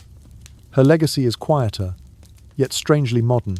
She was the woman who saw Henry's true nature and quietly, without self-destruction, decided he was not worth risking her life. In a world that forced women to choose between submission or suffering, she chose the wisest form of endurance. Even after her death, her story reverberates.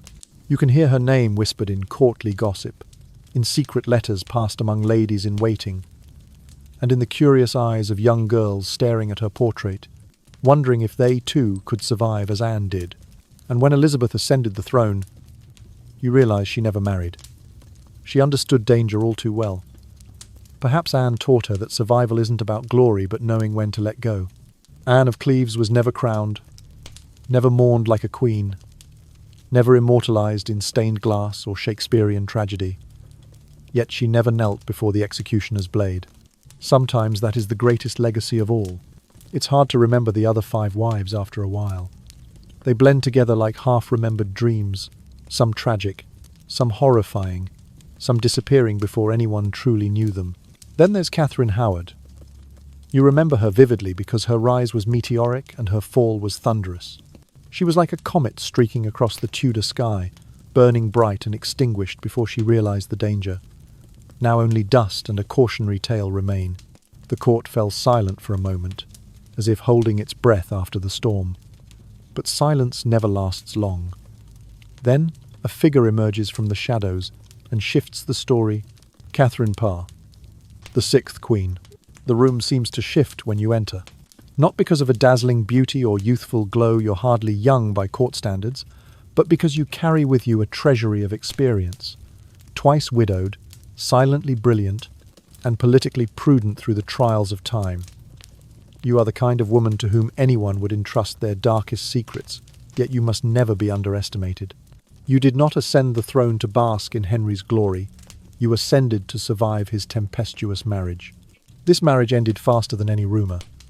Henry's health was failing, his wounded leg a moving infection that followed him through the grandest halls. He spent more hours bedridden than enthroned, issuing orders between coughing fits and cold stew. His moods grew more erratic than ever. the fuse shorter while grudges burned longer. You stepped into this fierce storm, not as a lover, but as the crown's devoted caretaker, and you excelled. You tended him, cleaned his wounds, soothed his anxieties, read passages aloud as his vision dimmed. While Henry berated nobles or dreamed of glories he'd never see, you ran the palace in perfect order. At night, you'd close the great doors behind you and kneel in prayer not only for the king's health, but for your own fragile life. Because even now, a single misplaced word could send you to the tower. Arrest warrants never left the royal desk. You were a devout Protestant with a reformist zeal. Scripture for every woman to read, to meditate on, to use as the blade of the mind. For a time, Henry seemed to accept, even indulge, because he needed you to keep the court from imploding. Day by day, you became a gentle shield for a dying king. You knitted, tutored his children, especially Elizabeth, and hosted small theological debates in your private study. You deftly balanced power among factions, pacified ambassadors, and prevented total chaos. Every step, every glance, every word was a strategic move. You were not just queen. You were counselor, nurse, scholar roles you assumed to keep the court alive. And when Henry finally drew his last breath, you would prove that sometimes the safest way to survive a monstrous machine is to play by its rules, but far more wisely. Do you remember that little devotional book Henry allowed you to publish? A tiny volume, its cover lavishly inscribed with prayers and praises of your intelligence for all to see. You felt proud court whispers hushed in admiration, and it seemed you had pulled back a curtain to reveal your soul. But then, as if swept away by a sudden draught, his tolerance began to wane. Rumours smouldered. Catherine's teaching the king theology. She's challenging his authority, and one night, as you returned to the palace after your reading circle, worry still perched on your lips, you were handed a cold warrant. Heresy. This was not a minor fine or a polite reprimand. The word heresy carried the weight of an executioner's blade. You did not panic. You had read the tragic fates of Anne Boleyn and Catherine Howard. You knew the script. So you played your final card. Submission. You knelt before Henry, your voice trembling as you explained that you never intended to lecture him on theology. You only wished to soothe his suffering, that you were but a humble woman, a devoted wife, harmless. He believed you. The warrant vanished. You lived though the brush with darkness left its mark. After that ordeal, you retreated. The reformist zeal you once wore proudly, you now cradled in silence. You continued teaching, continued writing, but with greater caution and less fervour. The queen who once dreamed of elevating women now focused all her energy simply on survival to outlive Henry, and your triumph came. When Henry died in 1547, you exhaled not in celebration but in relief that a long, arduous war you had feigned never existed was finally over. Then, after years as the last surviving Tudor spouse, you chose for yourself marriage for love, or what you called love. Thomas Seymour, the ambitious courtier, full of sweet words and dangerous ideas.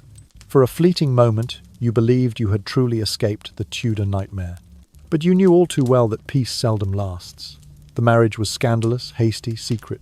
People whispered that you should be in mourning, not on a honeymoon, but everyone was distracted by the new King Edward VI, a 9-year-old under regents, so no one paid much attention.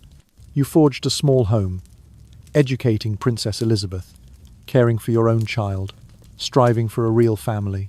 Then came the hopeful news. You were pregnant, joyful yet fraught with risk.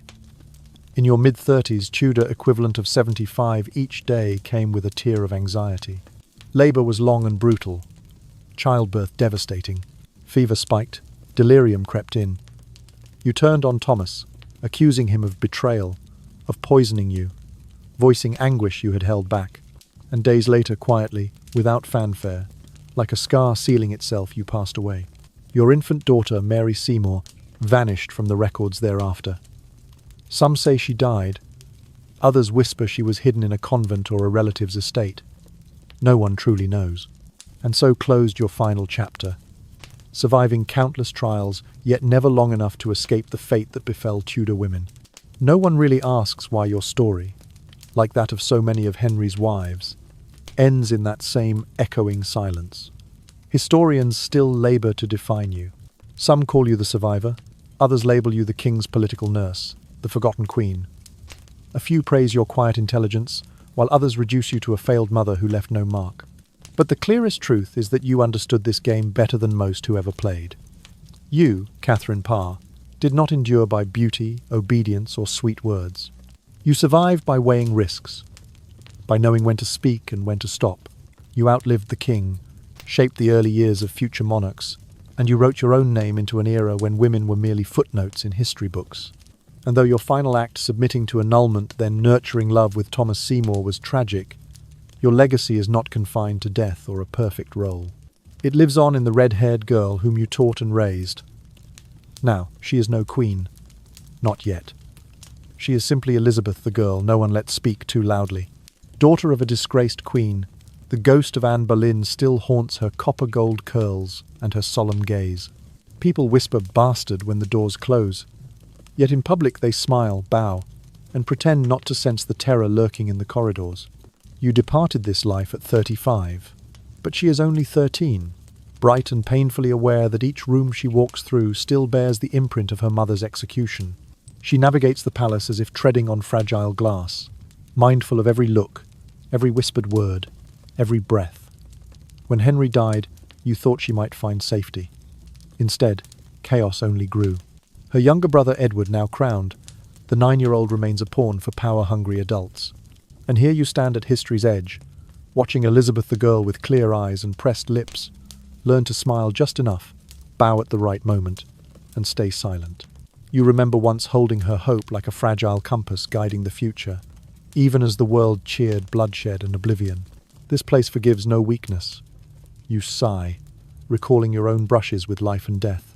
You wonder if Elizabeth will weather the storms, and whether the legacy you sparked, the value of patient resolve, quiet intelligence, and timely withdrawal, will continue to echo. So as you pause before the cold stone gates, you understand. The game does not end with a decade of glory or a grisly execution. It carries on from one generation to the next. And now, it is Elizabeth's turn to play with your silent shield in hand. You are sent off to your own small house, a royal sibling meant to be seen, not heard. And that's fine. You don't want attention. You've seen how attention destroys the women in this family. But the peace doesn't last. Catherine Parr, your stepmother and the one closest to stability, remarried Thomas Seymour far too quickly, too secretly, and too soon after the king's passing. You are sent to live with the Parr household, and that's when things get complicated. Thomas is handsome, charming, and overly familiar. At first it feels harmless. Good morning, playful tickles, laughter too intimate. But you are no fool. You know when a man is playing with fire. The problem is Catherine either doesn't notice or chooses not to. Perhaps she believes love will change him. Perhaps she's simply tired of arguing. Either way, you must discover the truth yourself. You begin to avoid Thomas. You lock your door, measure your words with care. Eventually, Catherine realizes what's happening, not with anger, but with a calculated distance. You feel exiled, even as polite respect masks it. Catherine dies soon after childbirth, and you are left carrying the weight of unspoken truths. You learn fast. In this world, you cannot be a child, you cannot be a girl, especially when you are Anne Boleyn's daughter, so you grow sharper, more silent. Every book becomes a weapon, every tutor a tool. You devour Latin, Greek, history, theology, not to stand out, but because being ordinary is dangerous. The only way to survive is to be indispensable, yet invisible, graceful without triggering alarm. You walk the tightrope between obedience and independence. Mary, your half-sister, does not fully trust you. She sees her mother in your eyes. When Edward dies, the kingdom tilts toward Lady Jane Grey, the poor girl manipulated and sacrificed in record time. You bow your head and stay silent. Now you understand what it means to make yourself a shield. You keep learning, keep writing prayers, and keep watching the happenings in the cold stone halls. Your silence is not fear, but strategy, staying low enough not to threaten, strong enough not to break. Standing there, listening to the bells echoing through Windsor's towers, you know the stakes don't end with one marriage. They carry on from generation to generation, with each crown placed and removed. You, with your golden hair and clear gaze, have chosen the path of silence. You've learned that in the court, survival is not glorious victory but the wisest retreat.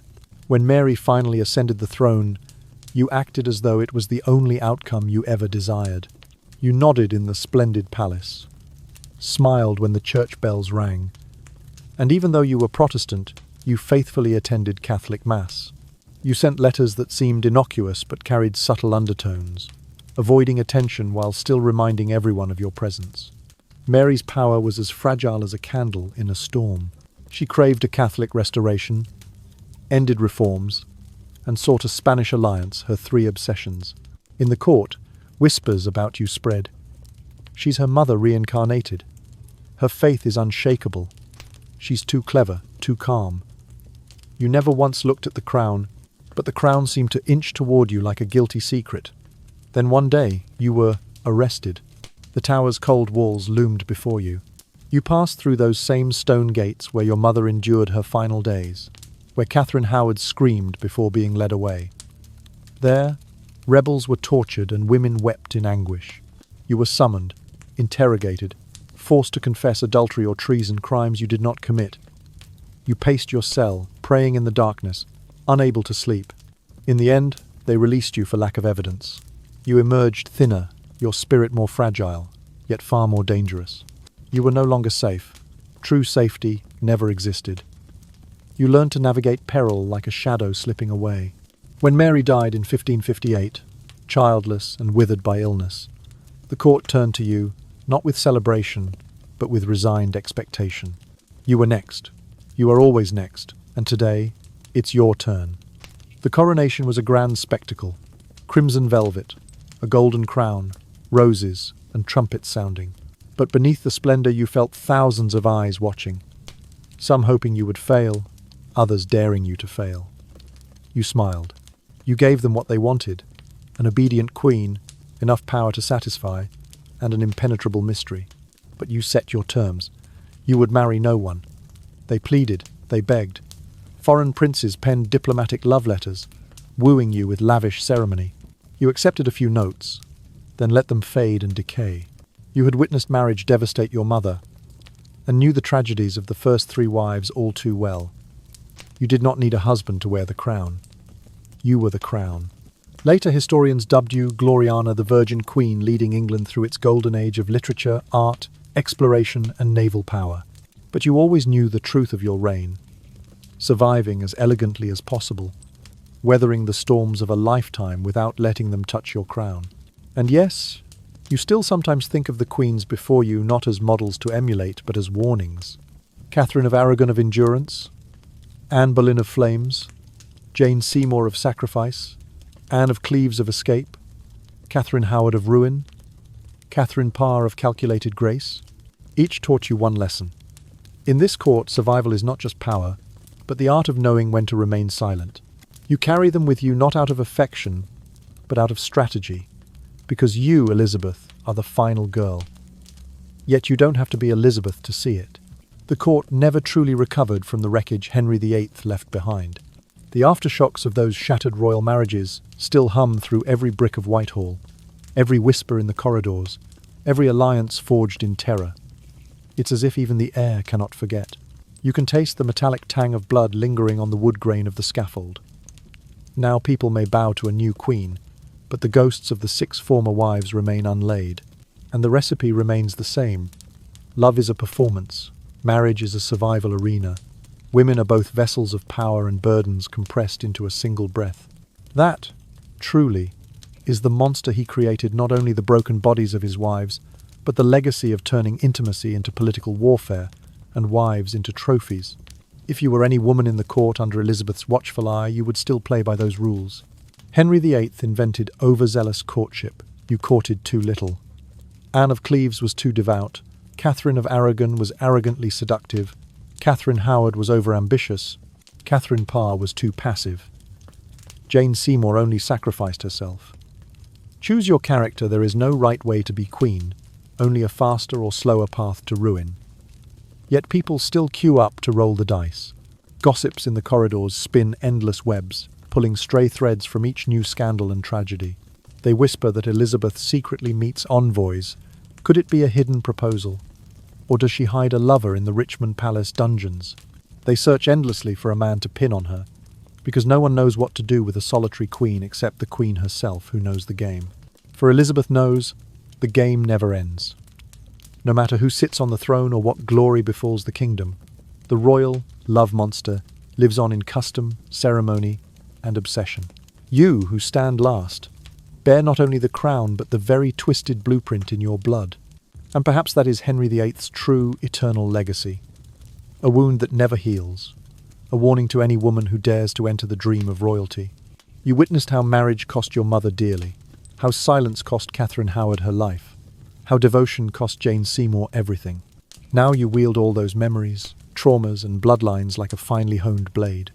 Rumours, expectations, and harsh reminders from courtiers about marriage and producing heirs, you let them hover in the air like dense smoke, so thick that everyone forgets where the real fire burns.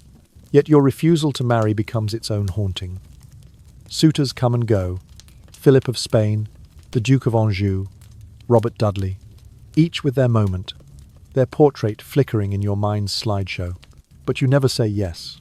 You prolong the dance just long enough to secure alliances, trade deals, breathing room, and then you gently let go. Isn't that top-tier political ballet?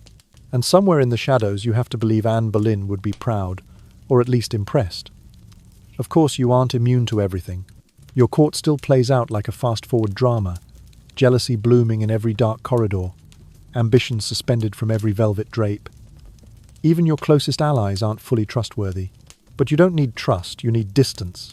You maintain just enough distance to hold power, just enough so no one can get too close to drag you down as Henry once dragged your mother. Scholars endlessly debate, were you driven to singleness by trauma, or is it political genius? Or are you simply too smart to mistake love for anything but a trap in this world? The truth weaves them all together into a web of fear, pride, and bone-deep memories. From childhood you learned, love at least the kind Henry offered is never safe. Yet perhaps safety wasn't your goal. Perhaps you craved something greater, a legacy. And you achieved it not by becoming a wife, but by being what no wife was ever allowed to be. Whole, untamed, wholly your own. Still, in the hush of lesser chambers among chambermaids and pages, the legend of Henry VIII's marriages lingers like mould. Every young lady still wonders, will I be chosen? Will I be noticed? Will I ascend the throne? Or will I become the next body displayed behind the curtain of deception? They whisper in secret codes, arrange strategic marriages, learn to read the difference between a glance and a warning. Because though Henry may be gone, the culture he forged endures. Every woman at court still walks beneath that shadow of the throne. Every marriage remains a gamble, every courtship a risk. The scaffold may lie hidden, but its memory is fresher than any silk draping the royal bed. You have seen love turn into leverage in the blink of an eye. You know how a whisper or a slight touch can transform affection into accusation. No one, no single soul can ever forget the tragic fate of those 6 women. Their names are still whispered as cautionary tales, like hymns forewarning danger.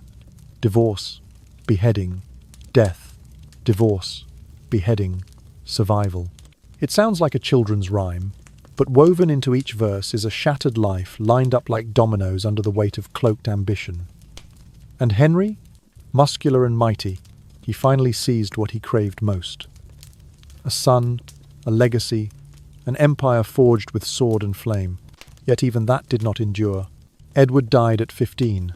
Mary's reign flickered amidst executions and chaos. Only Elizabeth, his final daughter, held the throne firm. She achieved an immortal legacy without standing in any man's shadow, perhaps the most poignant revenge of all. But rewind. The chaos did not begin with 6 wives and a rotten leg. It started when Henry VIII, never meant to be king, was thrust into his elder brother Arthur's role, the Golden Prince destined to bind England to powerful Spain through marriage to Catherine of Aragon. Everything was perfect, until Arthur suddenly died. The kingdom scrambled for a backup plan. Young Henry, second in line, healthy, vigorous, became heir by default. That choice matters. Henry was never born to carry this burden, and perhaps his entire life was spent proving himself worthy of a crown fate through death bestowed upon him. When Henry ascended at 17, it seemed like a fairy tale.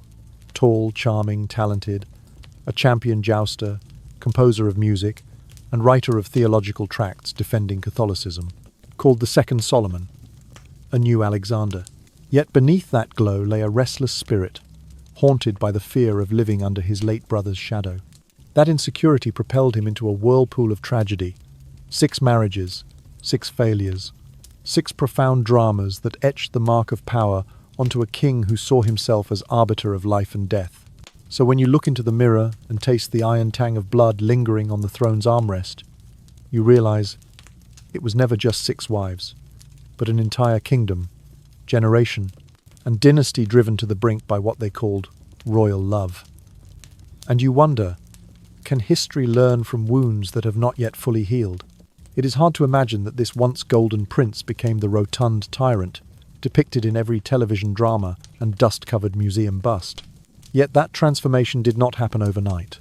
It was forged over years of marriages, wars, disappointments, and ever-growing despair.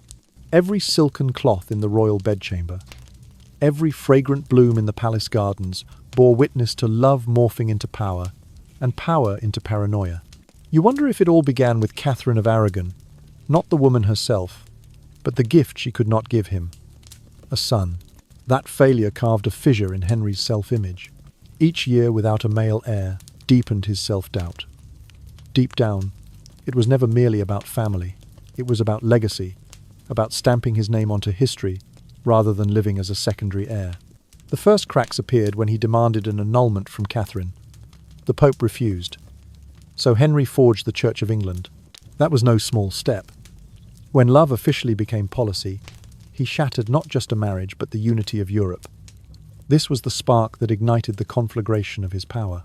From then on, Henry pursued an unassailable dynasty. Each subsequent marriage became a patch on a sinking ship. Anne Boleyn gave a princess, not a prince. Jane Seymour bore a son but died in childbirth. Anne of Cleves was a diplomatic flop. Catherine Howard succumbed to lust and illusion.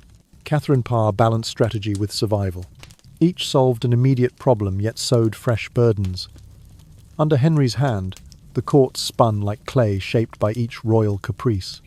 You see how deeply this shaped England not only politically but culturally. The court became a stage of fear, love turned into law, and a queen was reduced to function, bear an heir, obey, and exit gracefully, ideally without needing a scaffold. The moment a queen grew too prominent, too skilled, too independent, or too loud, she was targeted. The king sought not a companion, but a mirror for his vanity. Each marriage was a power play to affirm his absolute rule. He controlled his wives' fates, appropriated their identities, and discarded them like unwanted furniture when tired. You realize those 6 marriages were not merely palace gossip, but a saga of power twisted into a whip, of a king who turned love into an instrument for his ambition to achieve immortality. And when history records Henry VIII's grand portraits, remember beneath that splendid robe lay a man ruined by the very love and power he so desperately craved. And when that mirror finally shattered, it turned into a razor-sharp blade.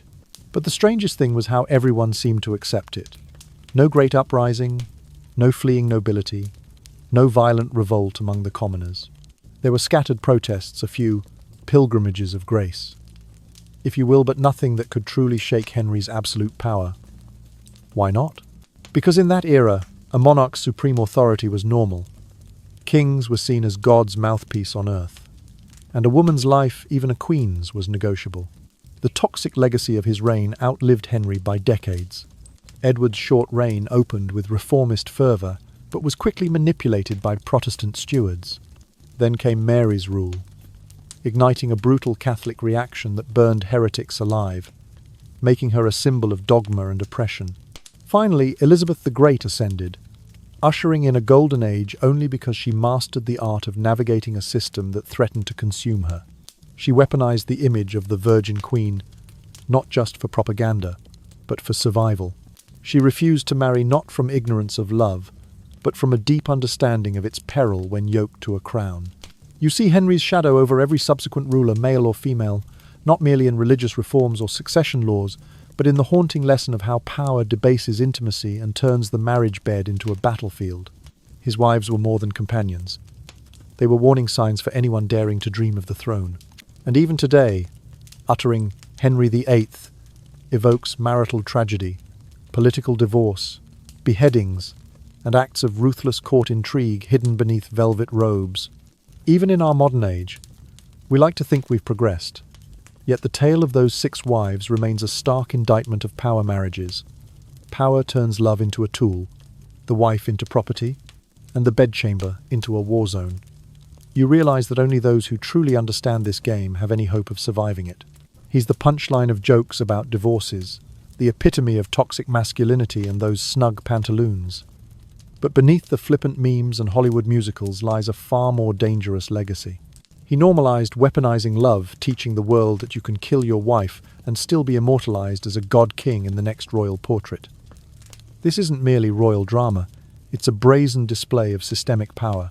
So the next time someone mentions Henry, as if he were just a glamorous, long-running television series, remember, this is the man who spun an entire political machine from his own emotional instability. The one who reshaped a nation's fate, simply because his wife couldn't bear him a son. The one who transformed the throne into a guillotine for anyone who failed to meet impossible standards. Worse yet, we often recall him with fond nostalgia, rather than thinking of the 6 women who lost their heads, their dignity, or their lives to his absolute selfishness. Now, let's pull the camera back for the big picture. Not just the queens who married Henry, but an entire society that made their destruction seem so effortless. Imagine yourself back at the Tudor court, but not as a queen, nor as a lofty noblewoman.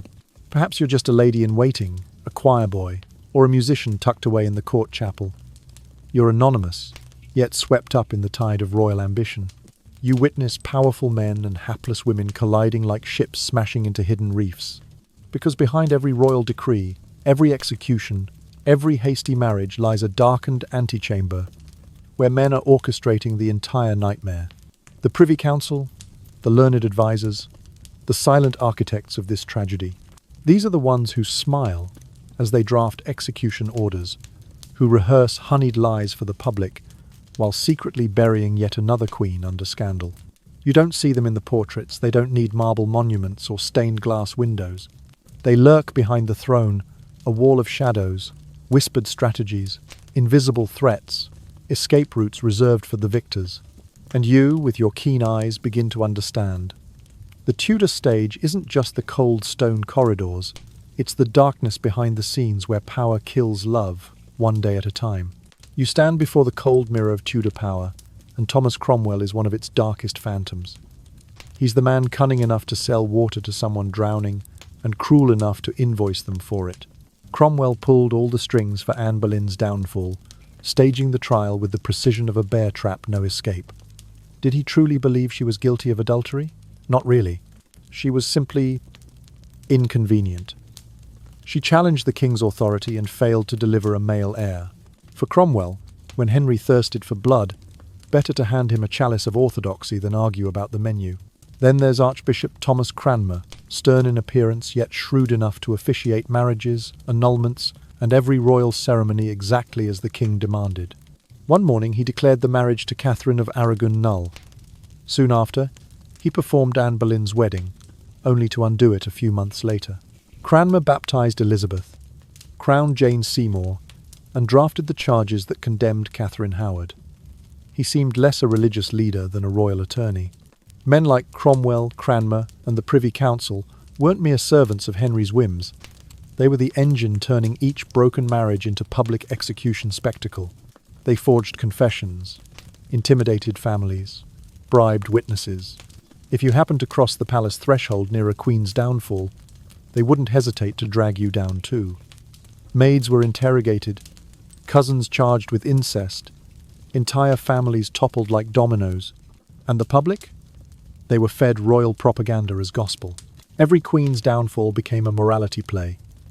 Catherine of Aragon stubborn, Anne Boleyn ambitious, Jane Seymour too meek, Anne of Cleves too plain, Catherine Howard too flirtatious, Catherine Parr too learned, and Henry forever innocent, the tragic husband betrayed by fate. But that illusion thrives only if people believe it. The Tudor crown invested in pageantry, in propaganda, in spectacular public theatre. Each execution was a drama. The scaffold became a stage, and whispered backstage scheming was the script's prologue. A queen's final words were rehearsed, each axe stroke scripted in the sacrificial rite. It wasn't murder, it was God's will. The king beheaded his wife, because God told him, at least that's what the little official pamphlets proclaimed. In the Tudor universe, Thomas Cromwell and Thomas Cranmer were not just Henry VIII's enforcers. They were the architects of terror, weaving the black shroud behind the glittering throne. And you, tonight's audience, should ask yourself, if these unacknowledged men could orchestrate the fate of 6 queens, how safe are you? A servant? A musician? A girl wandering the corridors if you dare stand close to the throne? You stand outside the courtroom door, watching a tragic refrain repeat itself. Another queen strides in, hair flowing, cloaked in black, eyes bright with fear. Then the door shuts, and the world around you turns to mourning, pitch black, suffocating. You learn to smile through the horror, pretending not to hear the treason charges whispered behind feather fans. You wear black all week when a queen dies, then switch to deep crimson when a new queen arrives. This is not mere etiquette, but a survival instinct, etched into your muscles and becoming a cultural reflex. Women in the palace are treated like candles burning out, brilliant, then melting away in one final drip of wax. Even the servants learn the rhythm. They replace carpets while blood is still warm, launder royal bedding haunted by ghosts, and scrub the scaffold floor as if the execution never happened. They know new queens will arrive before the echoes of the old ones fade. That is the system's most ruthless efficiency. Throughout it all, the queens themselves seem voiceless. Their letters are censored, movements monitored, reputations destroyed before they can speak in defense. Anne Boleyn's final words survive only in the notes of male judges, who might not recall a single phrase accurately if their lives depended on it. Catherine Howard's confession was rewritten 3 times to reach the necessary level of tragedy. Even Catherine Parr, who voiced her own thoughts, was nearly erased by courtiers, terrified of her theological independence. The problem isn't just that Henry VIII wielded immense power, but that those around him chose to nurture it, turning it into a machine capable of destroying anyone in an instant. The Privy Council didn't fear the king's wrath. They feared his disappointment, so they rushed to deliver her head as a birthday gift and transformed the court into history's most hostile workplace. You, the silent observer, learn to bow, to look away, to survive.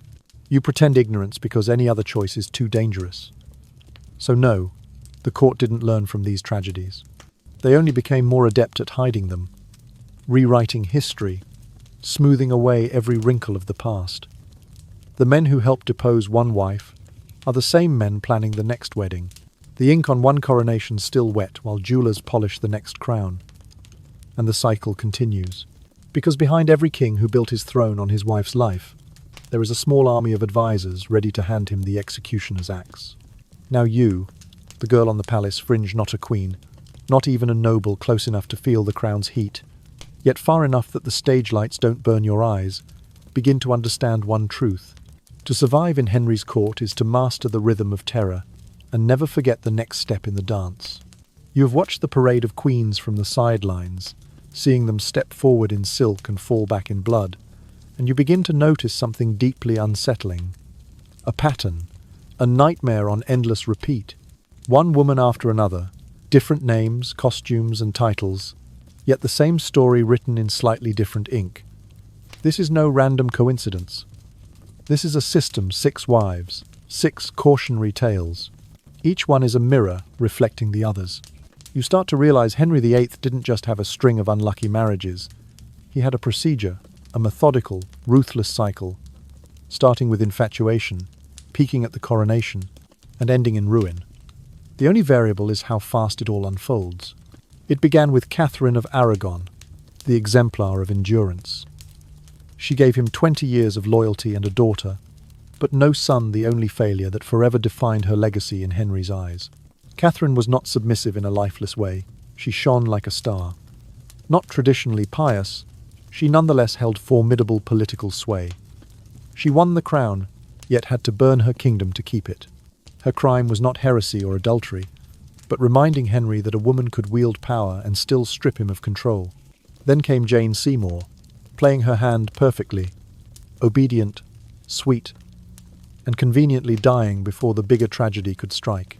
Her martyrdom earned her the honor of burial beside Henry. Ironically, she survived the game by not surviving. Her silence was immortalized as virtue.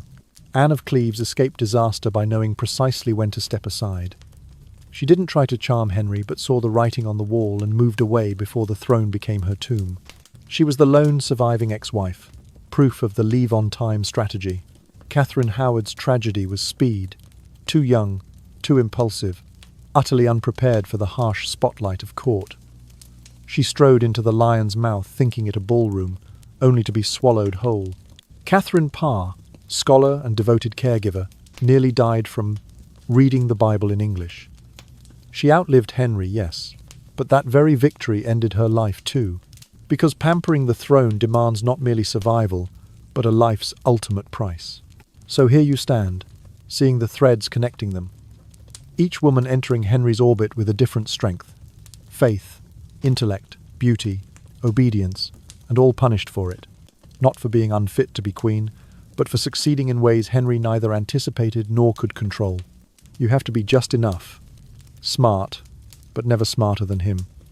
Loyal, but not overly political.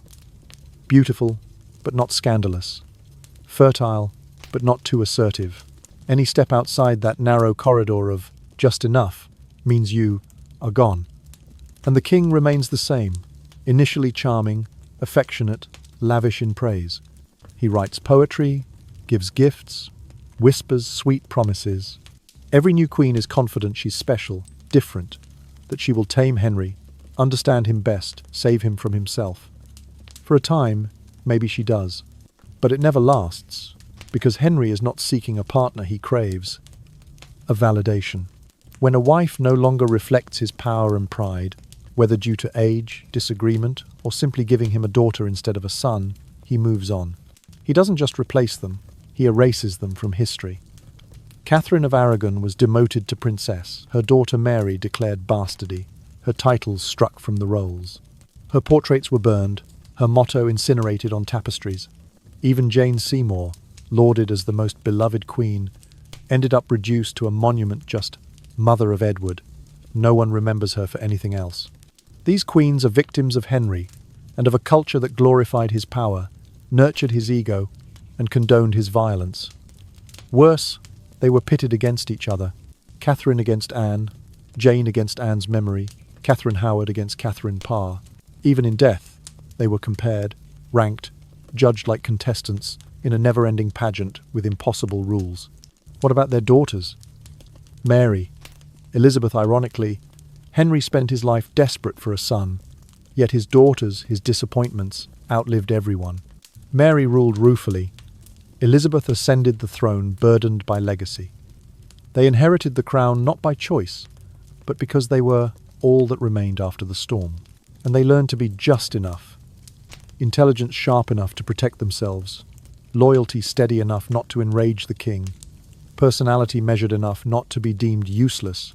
Beauty managed enough not to threaten.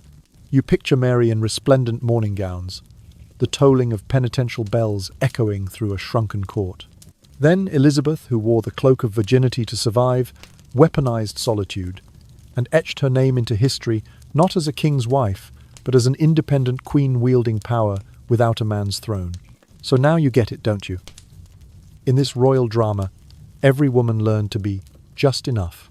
And as you fade from the final frame, remember, the battle wasn't only in the bedchamber or the courtroom, but in the hearts and minds of the women fighting to survive amidst shattered thrones.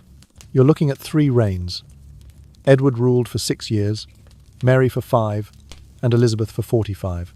In between them, the very women Henry discarded their mothers shaped England's future far more profoundly than anything he accomplished. But you wonder, what was the price of that influence? Mary, haunted by her mother's exile and driven to restore Catholicism, became a ruthless persecutor. She burned alleged heretics at the stake, believing that rivers of blood could absolve ancestral sins. You can almost feel the fear spreading through the palace as flames devour everything in their path. Elizabeth, raised in the mirrored halls shadowed by her mother's execution, learned the game better than anyone. She never married, trusted no one too deeply, and wielded her crown like an impenetrable suit of armor. She wore her brilliant golden mask to navigate factions and survive the storm. Because how else do you endure in a world that executed your mother for being too bold? The more you think about it, the more unsettling it becomes. These are not 6 random stories. It's a system, a meticulously calibrated nightmare where women are expected to symbolize virtue yet punished for any private thought, flaw, or emotion. And that system didn't die with Henry. It merely evolved, solidifying into ritual, law, and unspoken demands. The need to smile when you tremble, flatter when you seethe, bow even as you bleed. You see this in the court, ladies around you. They've mastered the art of being just noticeable enough to be useful, yet invisible enough to be safe. Every step, every word, is measured to survive within that just enough corridor. So next time someone tells you that being queen is just a dream, you'll know better. Perhaps it is a dream, but like a siren's song, beautiful, deadly, designed to end in silence. Now you realize the whole narrative, 6 queens, 2 executions, 1 proud king, is not about love, it's about fear. Specifically, Henry VIII's fear. Henry, the Lion of England, defender of the faith and founder of the Church of England, proclaimed a gift to women everywhere, was in truth terrified beneath his swagger.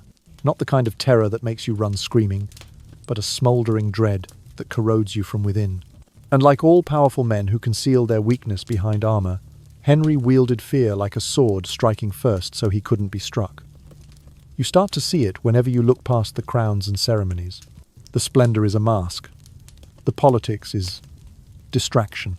Deep down, Henry feared loss above all, losing control, losing face, losing his legacy. It all began with Arthur, his golden brother who died young, leaving Henry a crown he was never trained to bear.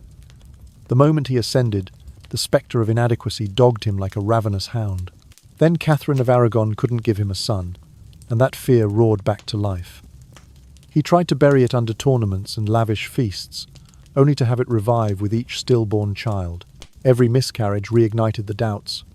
What if the problem is me? What if God punishes me? What if the Tudor line ends with me and I'm just a crack in history?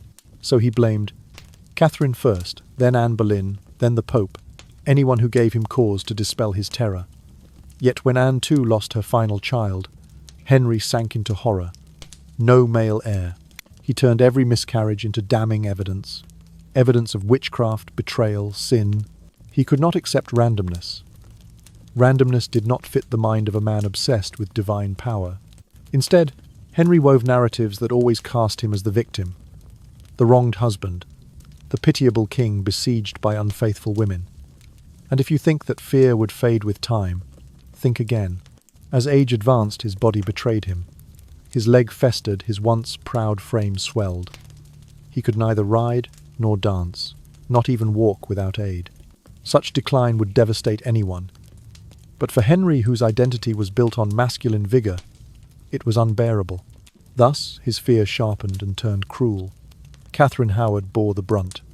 She was young, vibrant, desired by all everything Henry no longer was. Her flirtations were not mere amusement. They became existential threats.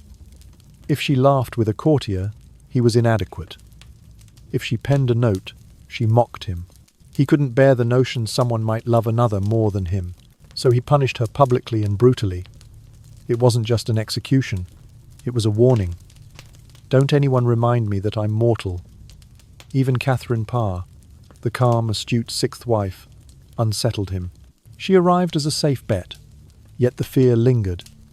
Anyone too clever, too composed, could become a threat. And you, listening now, must see. Beneath the gilded crown, Henry VIII lived in ceaseless terror. He ruled through insecurity, transacted in fear.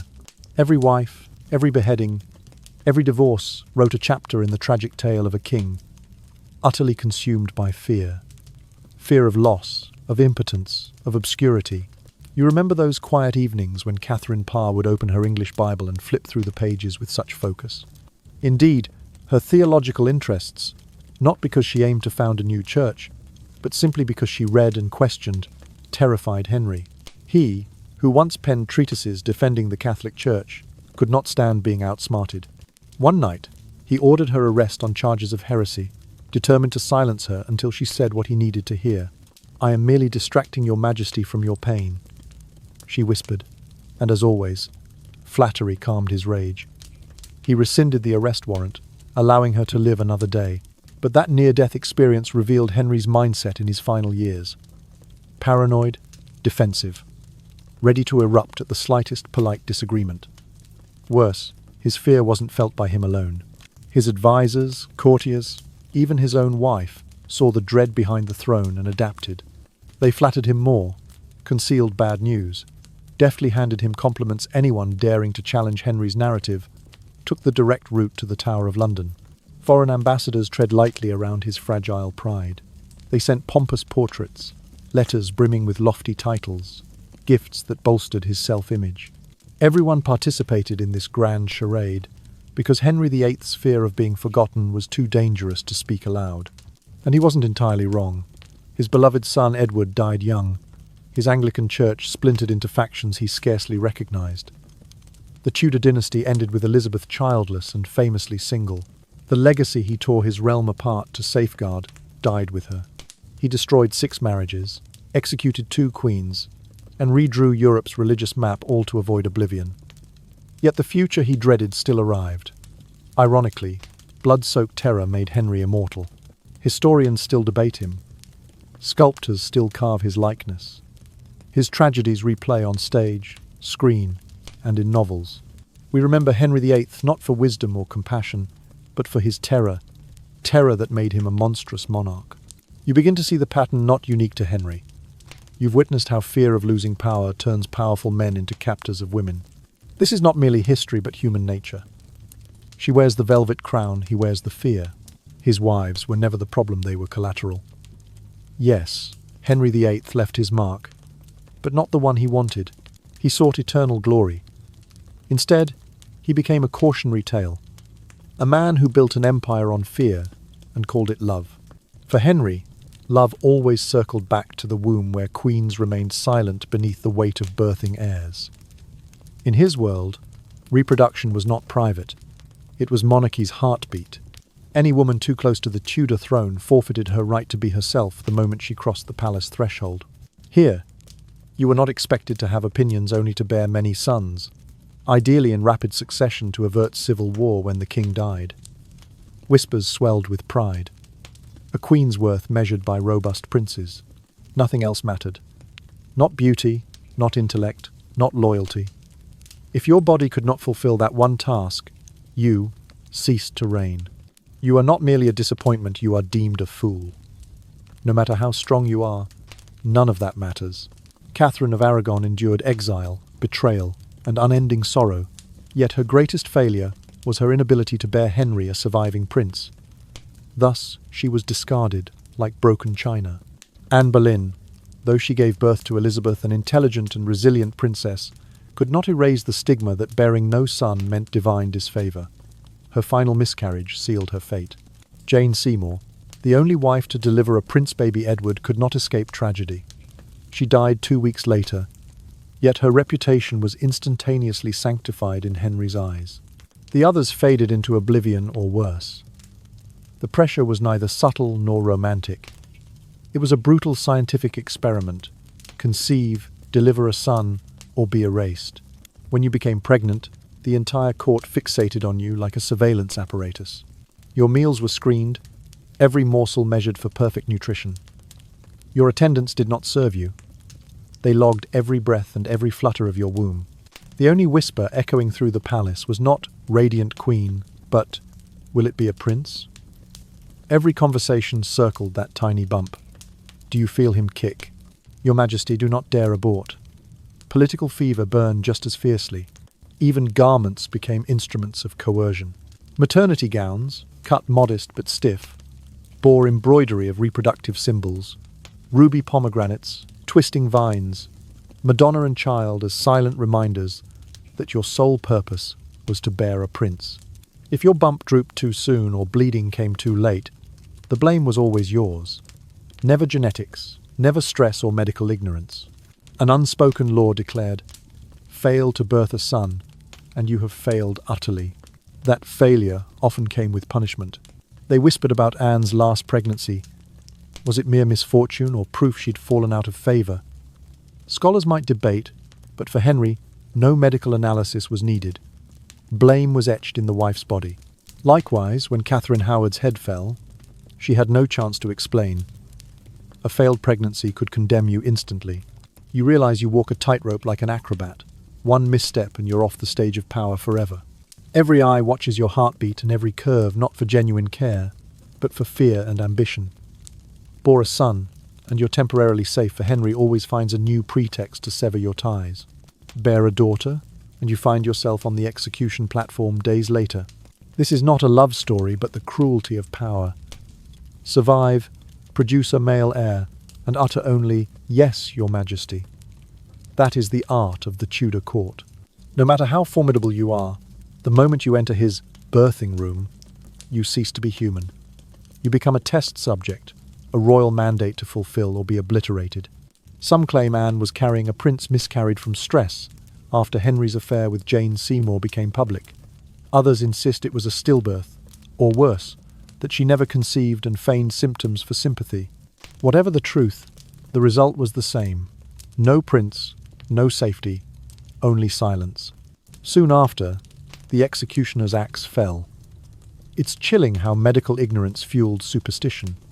Miscarriage, hormonal disorders, infections, or genetic complications were all read as omens, proof of sin. In Tudor court, childbirth wasn't private.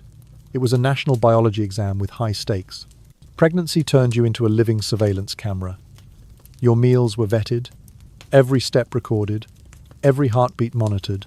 Maternity gowns were rigidly tailored to spotlight yet contain you, embroidered with fertility symbols, ruby pomegranates, winding vines, reminding you your sole purpose: produce a son. If your abdomen softened too soon or blood came too late, the blame was yours alone. Henry was never at fault. He was immortalized as the betrayed husband, the pious king. Thus Catherine, Anne, Jane, the other Anne, Catherine, and Catherine Parr did not merely marry a king they registered for a perilous reproductive contest. Triumph meant provisional safety. Failure meant erasure. Anne Boleyn tried to be a political partner, but paid with her head when her womb failed her. Jane Seymour triumphed by delivering Edward, only to die days later. Her legacy frozen in a single moment. Mother of the prince. Anne of Cleves survived by bowing out in time, making her the only wife to live past Henry.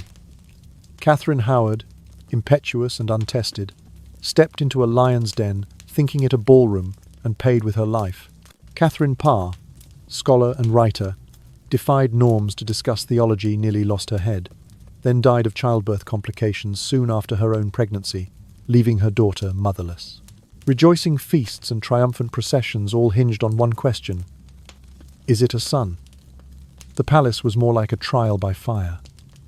Every gaze, every whisper, every secret centered on your belly. A failed pregnancy branded you as weak, unworthy. And so weakness, guilt, or violence became the penalty for failure, death, or permanent exile. A queen's worth was measured by the number of sons she bore. Jane Seymour, though dead, was interred beside Henry not out of love but duty accomplished. Mary and Elizabeth, both once declared illegitimate, outlived all mothers and siblings, proving that the daughters Henry scorned shaped England's future. This was not just Henry VIII's tale. It epitomizes a culture treating women as vessels to be controlled. Each of his marriages patched the sinking Tudor ship, each wife tested under relentless pressure. Bear a son, or bid farewell to the light. And if you, an ordinary woman, ever step onto that stage, remember, this is not love. It's survival, and the only prize is keeping your life.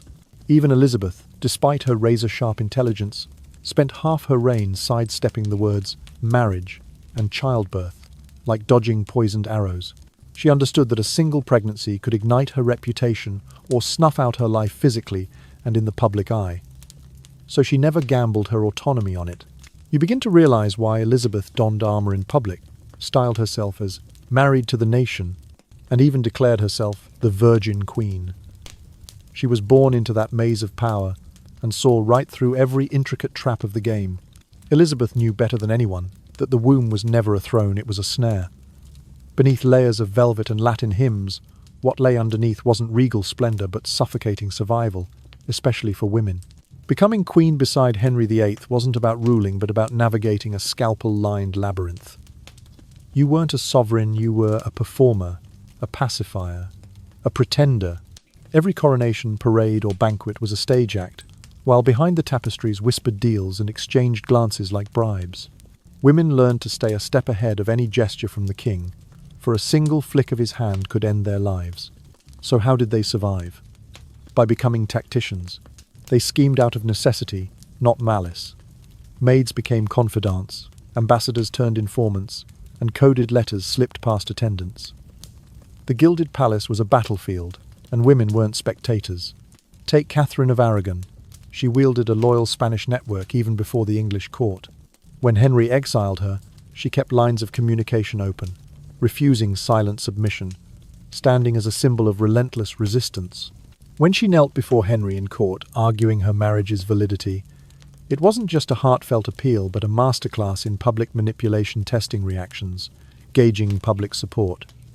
People adored her for it. Even as Henry tried to erase her, the populace sanctified her as a martyr in velvet. Anne Boleyn played by different rules. She understood the currency of alliances, charm, and informational power. For years she rebuffed Henry's proposals to keep him puppet-like, until he had to rewrite church law to wed her. That was not luck, but meticulous calculation. She aligned with reformers, maintained a tight information circle, and studied her rivals closely. But even Anne Boleyn, intelligent, charming, quick-witted, could not keep up once the royal machine turned against her. Anne had stepped too far into the spotlight, and when that spotlight became a blinding floodlight, there was nowhere left to hide.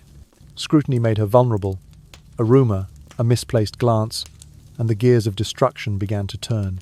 Then came Jane Seymour, the master of subtlety. Jane never flaunted herself. She did not argue with Henry or parade her views before ambassadors, but she always listened. She waited for her moment. Jane understood that silence could be more powerful than 1,000 speeches. When Anne fell, Jane quietly stepped into the void and gave birth to a son. One triumph was all she needed. Her death 2 weeks later was tragic, but it froze her image in perfect martyrdom as the self-sacrificing mother, beyond reproach. Next was Anne of Cleves, who played a long game and won through adaptation. The moment Henry hinted at her lack of appeal, Anne smiled, agreed to the annulment, and pocketed generous compensation. Behind that humble smile was a razor-sharp mind. She learned English, assimilated into court life, remained visible but not threatening. She navigated every event at court like a dancer who knows exactly when to step back. Not cowardice, but survival instinct. In stark contrast, Catherine Howard lacked such prudence. Too young, too impressionable, and utterly unprepared for the vipers of court life. Her survival tactic was flirtation and charm, effective in other circumstances, but she underestimated the danger.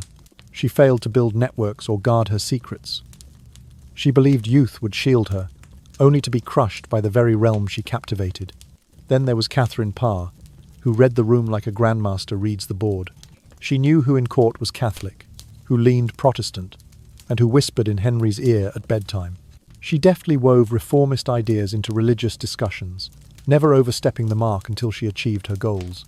When threatened with arrest for heresy, Catherine submitted and flattered the king's ego so completely that he forgot ever doubting her. That was not luck. It was a royal intellectual exercise. But it wasn't just the queens who strategized. The ladies in waiting had their own schemes. A misplaced friendship could land you in the torture chamber. A single misjudged curtsy could cost your position. Wolves lurked among the flock, with ears and daggers. In the royal court, information was the only true currency, and those who held it wielded both power and peril. Every encoded letter, every whispered corridor conversation could alter someone's fate. You, watching from the sidelines, saw the 6 wives every dramatic turn. You saw them bend events, taste defeat, and learn to survive. In Henry's world, victory was not just survival, but knowing when to strike, when to retreat, and sometimes when to remain silent until the next opportunity. You maintain composure by knowing exactly what to say, when to say it, and saying just enough to avoid suspicion.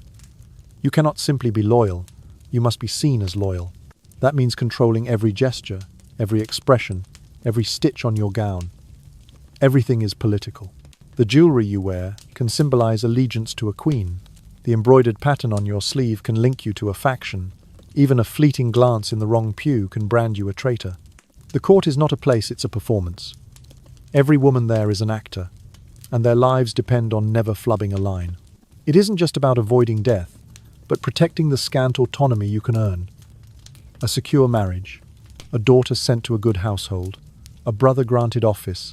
These are the spoils of survival. Even Elizabeth, as a young girl standing outside, absorbed every tactic. Silence can shield you. Charm can distract. Intelligence must be hidden in modesty.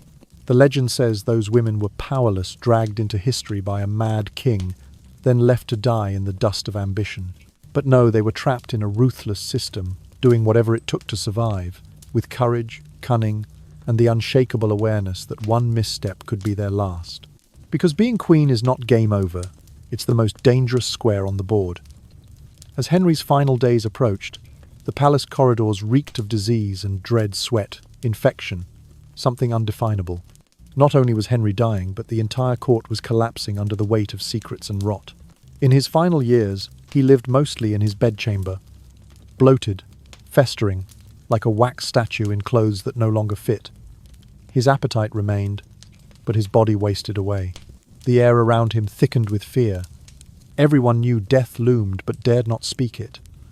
Because when Henry VIII died, he would leave not just a crown, but a void everyone lined up to fill. The Privy Council busied themselves playing chess while pretending to pray. Courtiers whispered behind velvet drapes. Ambassadors sent frantic letters abroad, each guessing which way the wind would blow when the old lion finally exhaled. The game isn't about mourning, but about status.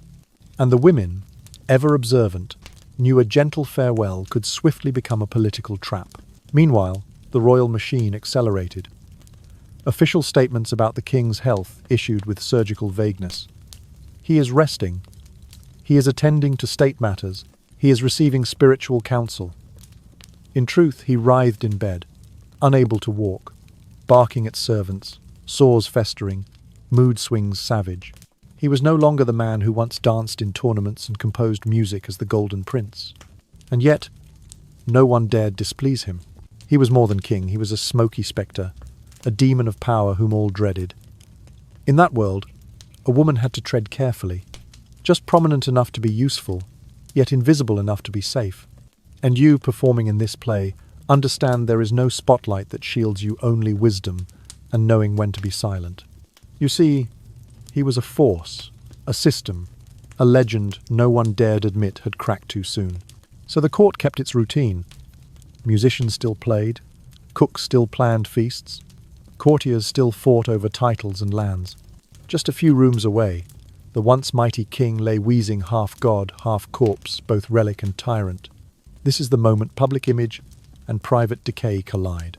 You get how much the crown sweats to polish his reputation. The stained glass version of Henry, the righteous king, anointed ruler, projected endlessly, even as the real man dripped sweat, snapped at doctors, and dreamt of past battles. Propaganda didn't die with him. It grew louder through statues, portraits, official histories, erasing flaws, doubling the glory. England needed a hero, not a cautionary tale. But those closest to him, especially the women, never forgot the truth. They remembered his tears when Jane bore him a prince. They recalled his rage when Catherine refused silence. They felt his hands tremble with anger when Anne dared defy him.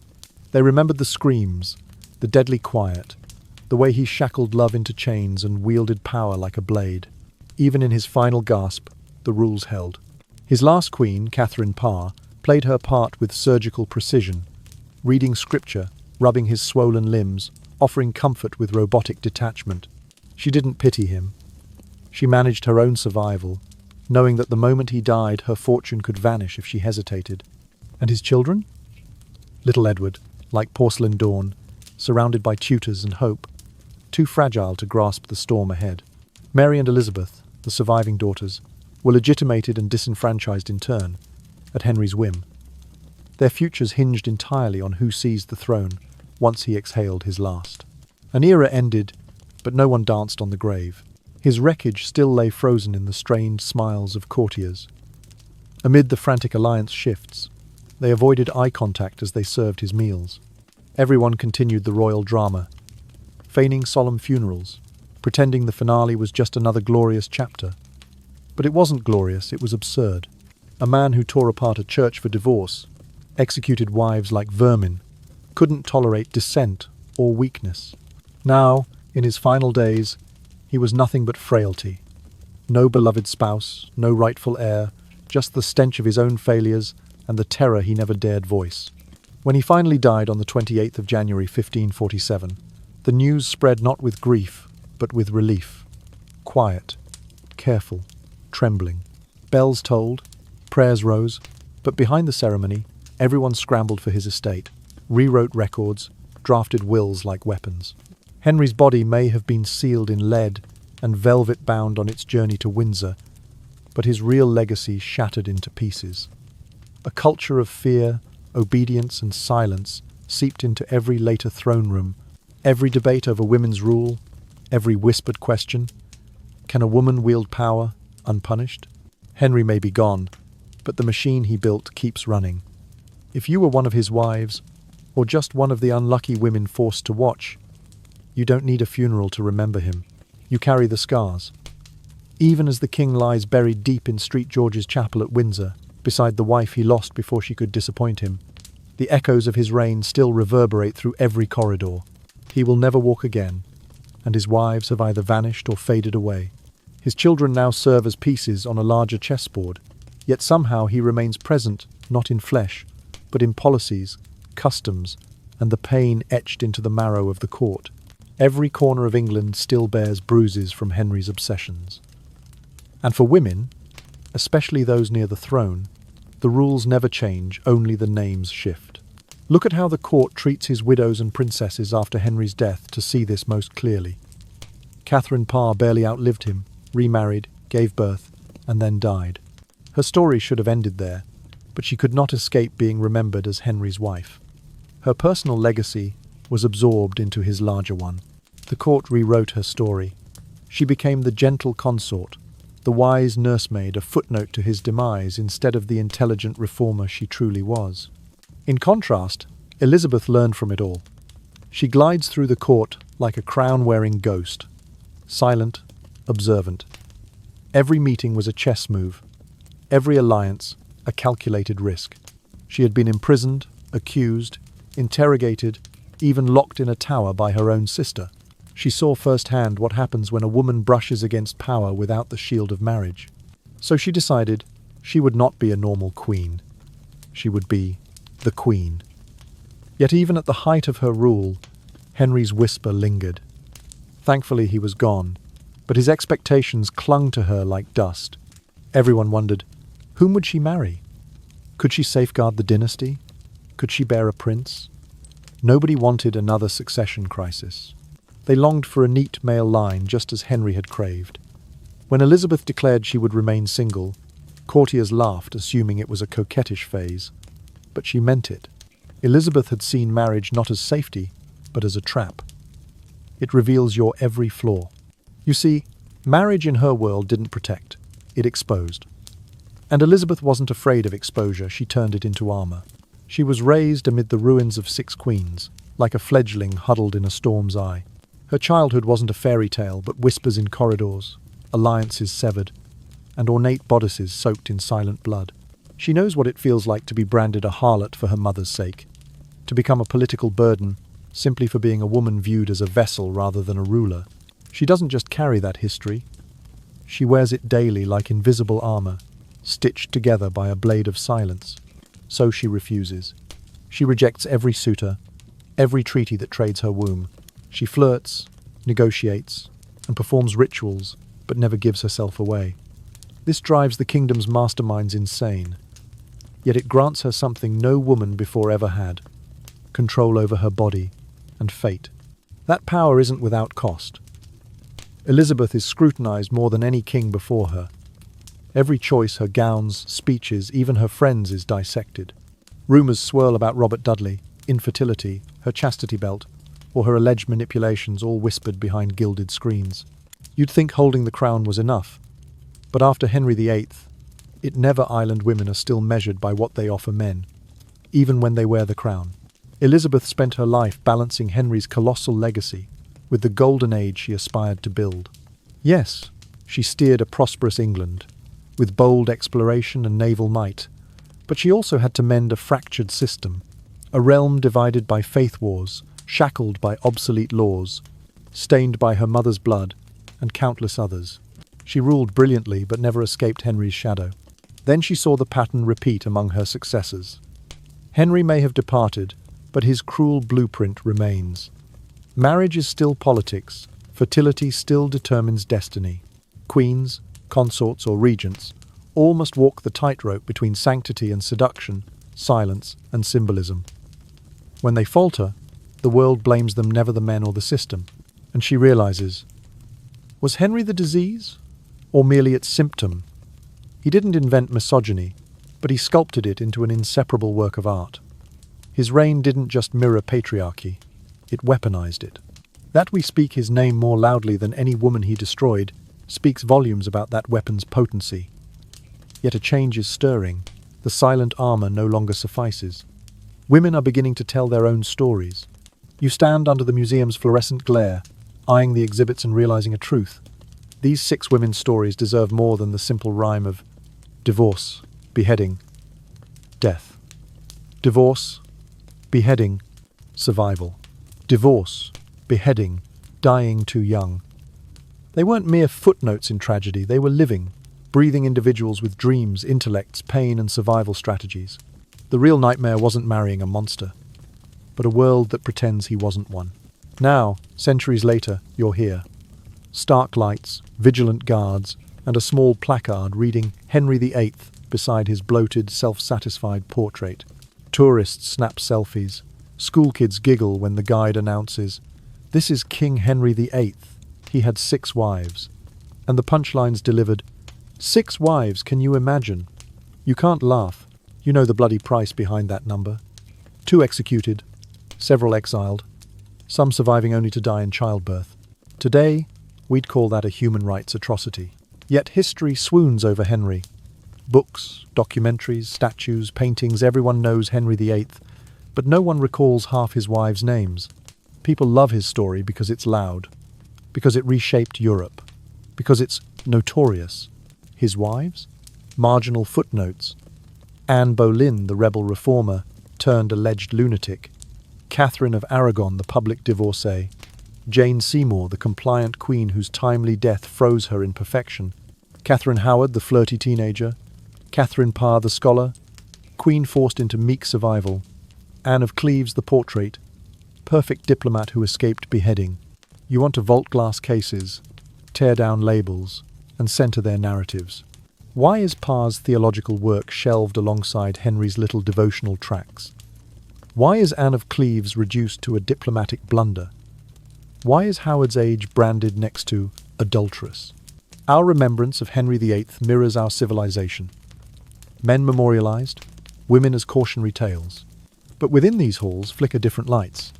A small display on Mary, daughter of Catherine of Aragon, labelled, "She inherited her mother's wit and her father's resolve." Anne Boleyn's presence isn't erased. Parr's book stands quietly lit with the quote, "Knowledge is the food of the soul." It's a seed, but it shows we're beginning to retell the story more fairly. You imagine what those 6 women would say if they could step out of history's womb and address you. Would Aragon smile, "I told you so"? Would Anne speak up? She dared call him magnetic. Would Howard bristle, "My tale's just scandal fodder"? Would Parr murmur, "Is this how it ends for speaking my mind?" Perhaps they'd simply want to be understood, not commemorated as tragic archetypes. Their stories deserve the full narrative, not only tragic finales. Because the true nightmare isn't marrying a monster, it's a world that keeps pretending he isn't one. And now, here under fluorescent lights, security cameras, and sanitized labels, you realize the challenge.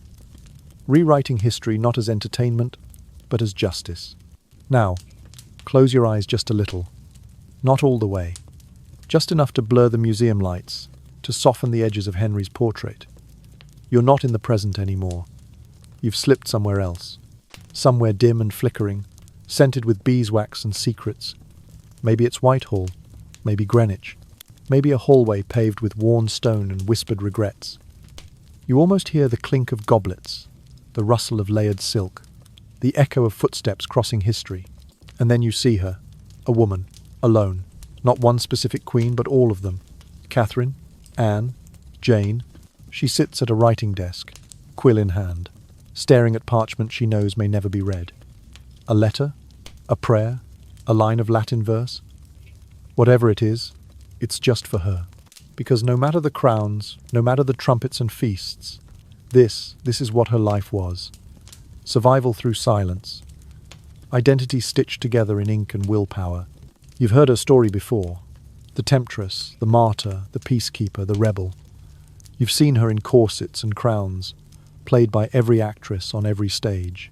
But in this still moment, she's just a woman trying to hold on to herself, while the world insists she be someone else. And you realize the world hasn't changed as much as we like to think. Women are still rewritten, still framed by the men around them, still blamed for what they can't control, punished for what they can. History may be brighter now, but the shadows still stretch long. You open your eyes. You're back in the museum. The exhibition has ended. The audio guide fades out to a cheery chime. School kids have moved to the gift shop, buying magnets with Henry's scowling face. But you linger by the timeline, staring at the rhyme etched in shiny vinyl on the wall. Divorced, beheaded, died. Divorced, beheaded, survived. It's clever, catchy, clinically accurate, but incomplete. It doesn't tell you Catherine of Aragon led an army, that Anne Boleyn reshaped a country's faith, that Jane Seymour died, delivering the one thing Henry couldn't let go, that Anne of Cleves outlived them all and outplayed the game. It doesn't tell you Catherine Howard never had a chance, that Catherine Parr raised a future queen and published under her own name when most women were told not to speak at all. That rhyme doesn't tell you who they were, but maybe now you know. Because being Henry's wife wasn't just unfortunate. It was a blueprint, a lesson in how power praises, crushes, exalts, and erases women. They weren't married to a man. They were shackled to a system that fed on their bodies, minds, and reputations, and spit them out when done. And yet, they remain in poetry, portraits, and the daughters who bear their names. Even as those names slip into the cracks of official memory, their voices seep through like light under a locked door. They persisted in whispers, in rebellion, in laughter over wine, when the king wasn't watching. And now, they persist in you. In every woman who ever made herself small to stay safe. In every woman told she was too much or too little. In every woman who survived a system never built for her to win. So maybe Henry VIII wasn't just a monster. Maybe he was a mirror. And what we choose to laugh at, excuse, or romanticize about him says more about us than him. Stop laughing. Start listening. Tell the whole story. Now, the lights dim. The court falls silent. The wives are gone. The king lies buried next to the one who, by sheer luck and timing, died before she could disappoint him. The story is over, but the bruise lingers tender, insistent, reminding you that yes, it was real. Becoming a wife of Henry VIII was never a fairy tale. It was a warning. And tonight, you didn't just walk through history. You stood where they stood, expected to carry an empire and thank the world for the weight. You watched them rise, fall, and rise again in memory. And now that you've truly seen them not just as names in a rhyme, but as people you won't forget. Good. Hold that discomfort close. It means you were paying attention. Now take a breath. Let it go for a moment. You survived the court. You made it past the tyrant. You kept your head. And tomorrow, when someone laughs about Henry and his 6 wives, maybe you'll smile softly and say, "Sure. But do you know what it cost them?" Maybe, just maybe, that will be enough to begin a new conversation. Sleep well. The ghosts are quiet now.